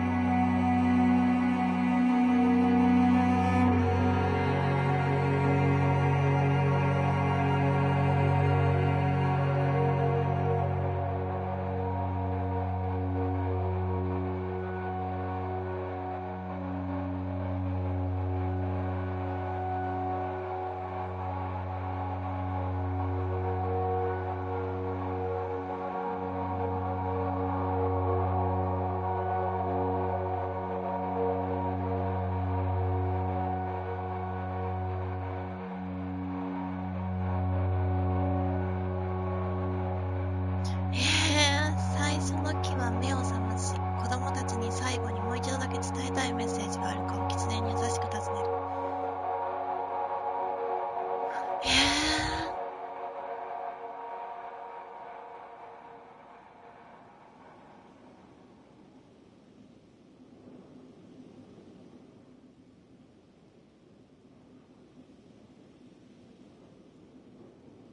で、107文字書けるってこと？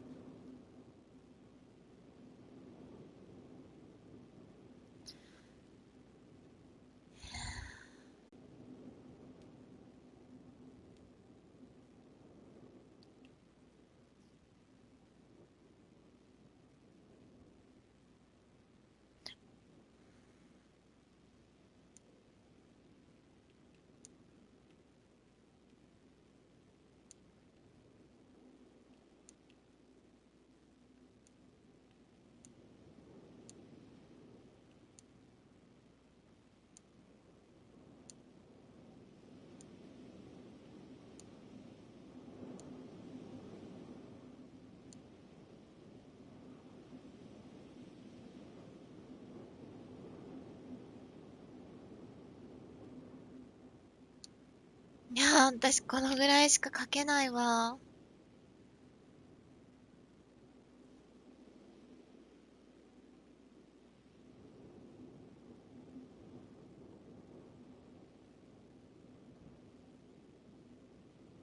続ける。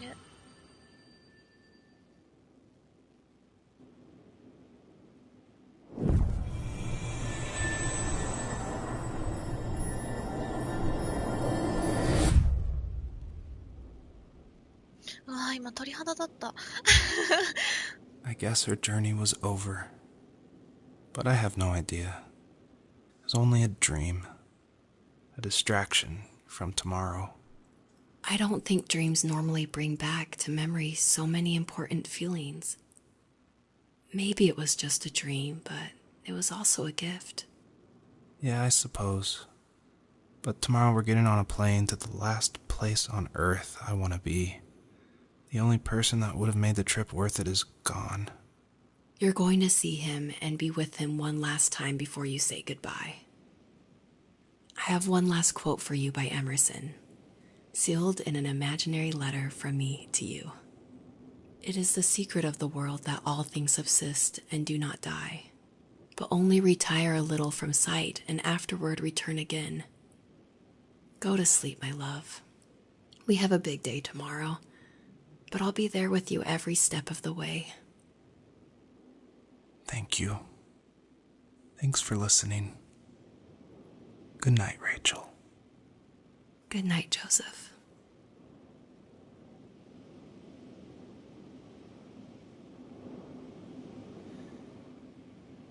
いやーね、ガッチャ難しいね。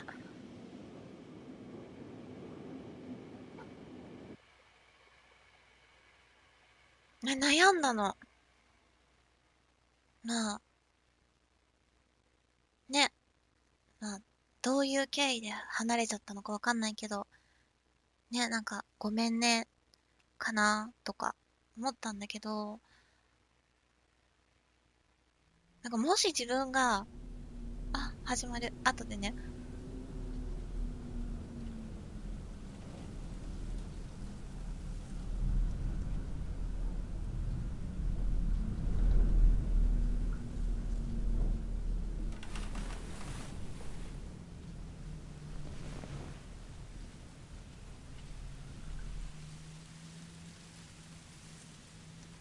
何？あ、動かせる。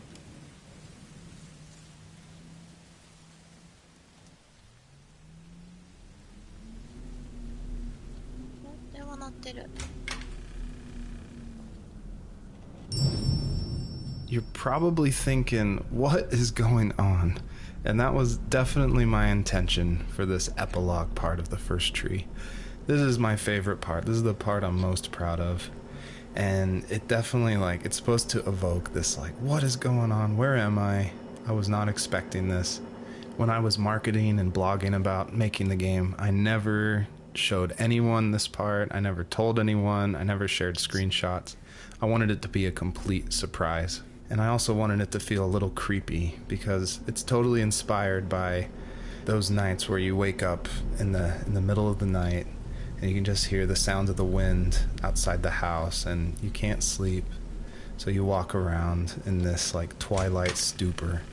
And I would say the whole first part of this game where you play as the fox, its whole purpose is to set up for this conclusion. So yeah, I would encourage you to look around and see how many things you recognize from the earlier part of the game.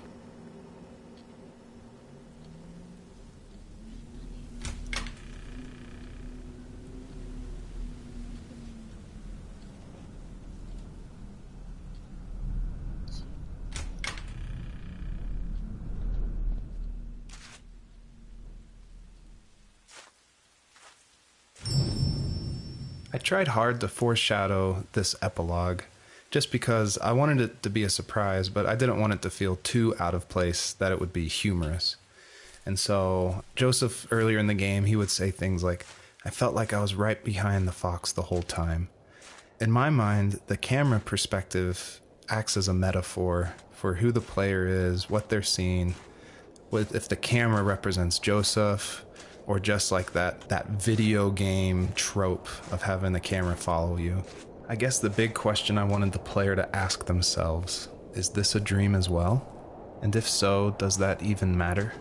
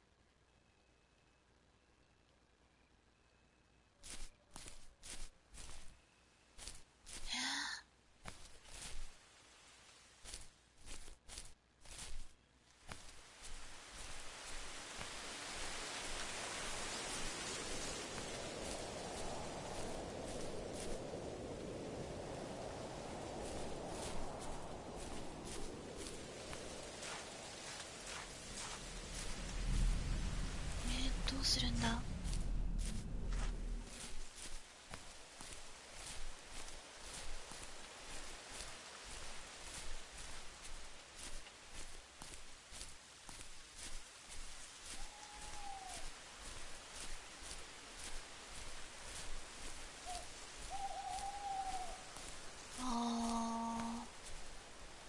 あれか。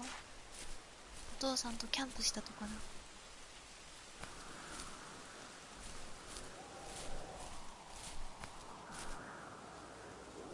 いけない。え？なんでいけないの？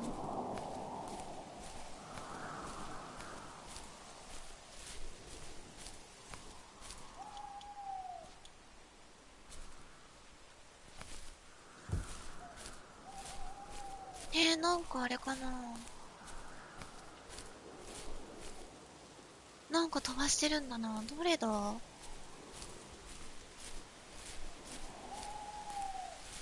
家の中にまだ何かあった？下？こっち？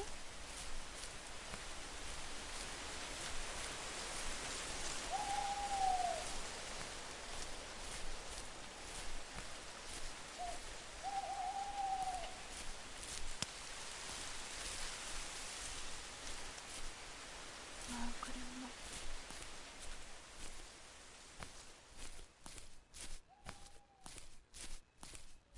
いけないでしょ？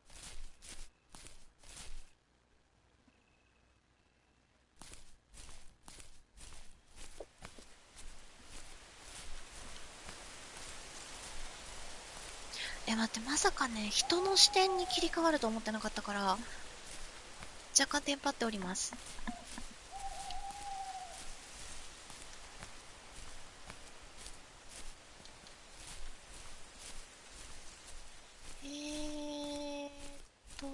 家に帰りたい。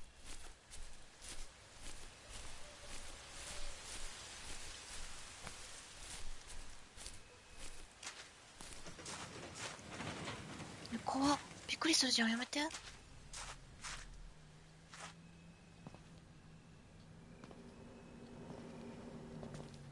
何？なんで開いたの？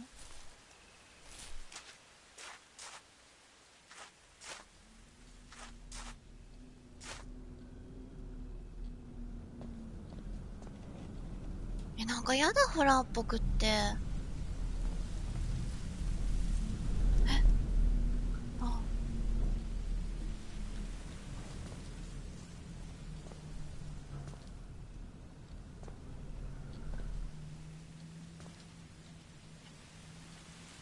なんもない。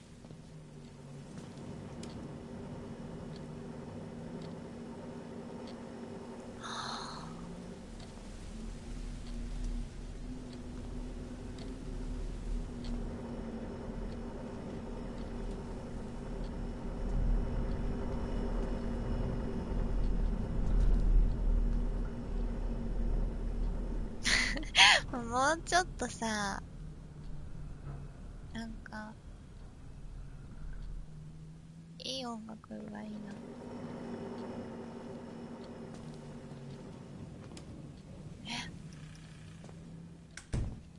何？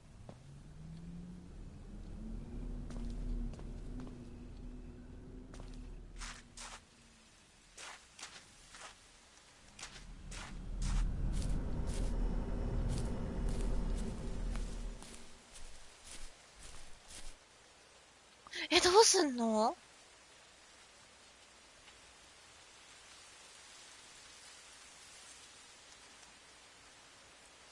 家の中なんもなかった。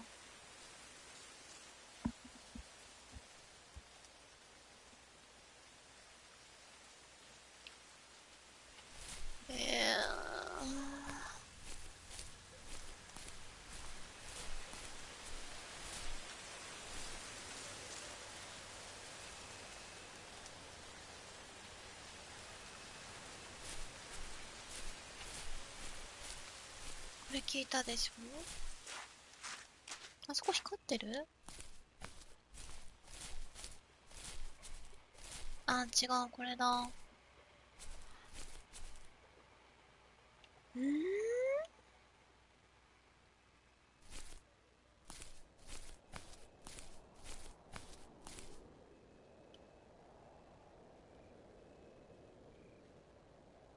え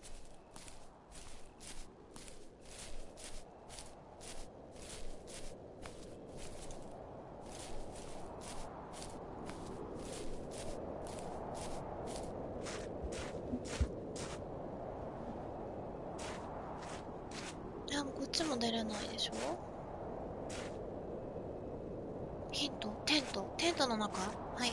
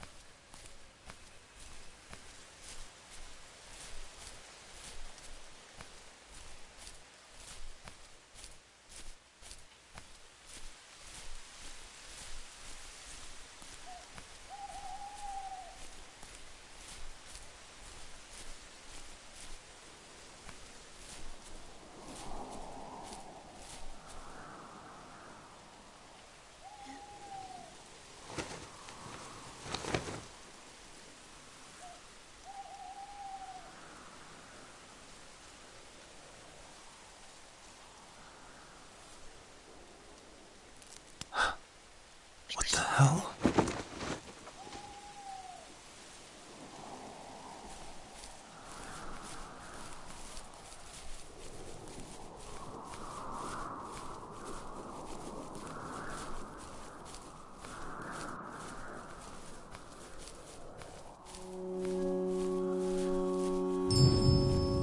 I purposefully fade out the crosshair in the middle of the screen because I wanted it to be a direct callback to the camera following the fox in the first 5 levels of the first tree. I wanted it to go for that gut reaction that this was very familiar, yet totally in a different world.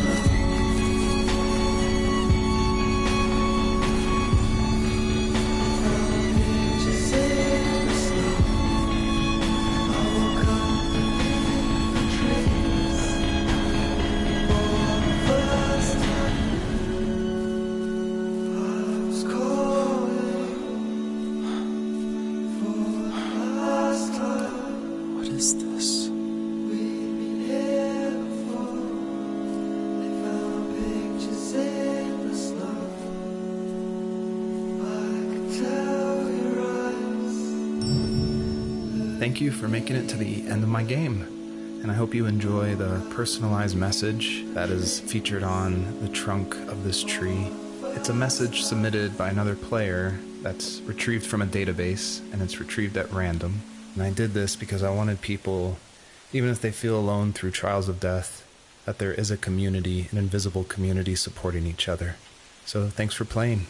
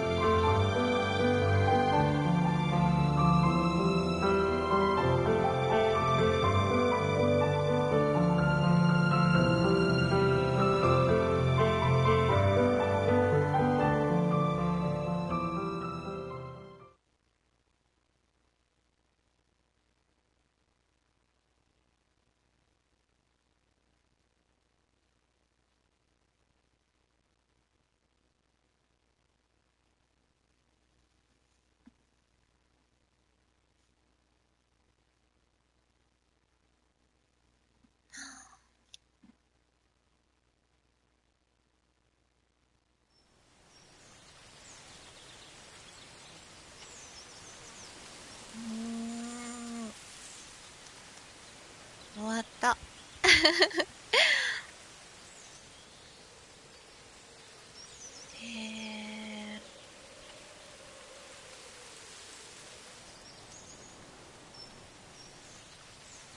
なんかね、思ってたよりも考えさせられるゲームすぎて言葉が出てこない。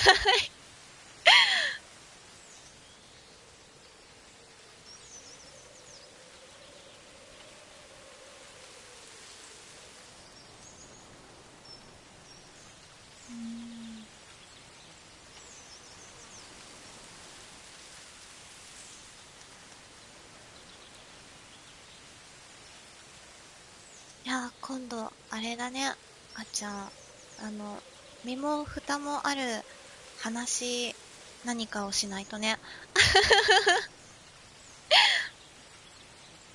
映画みたいだった。本当に。本当終盤、若干ホラーっぽく感じて、やばかった。聞いてないけどこんなんと思いながら。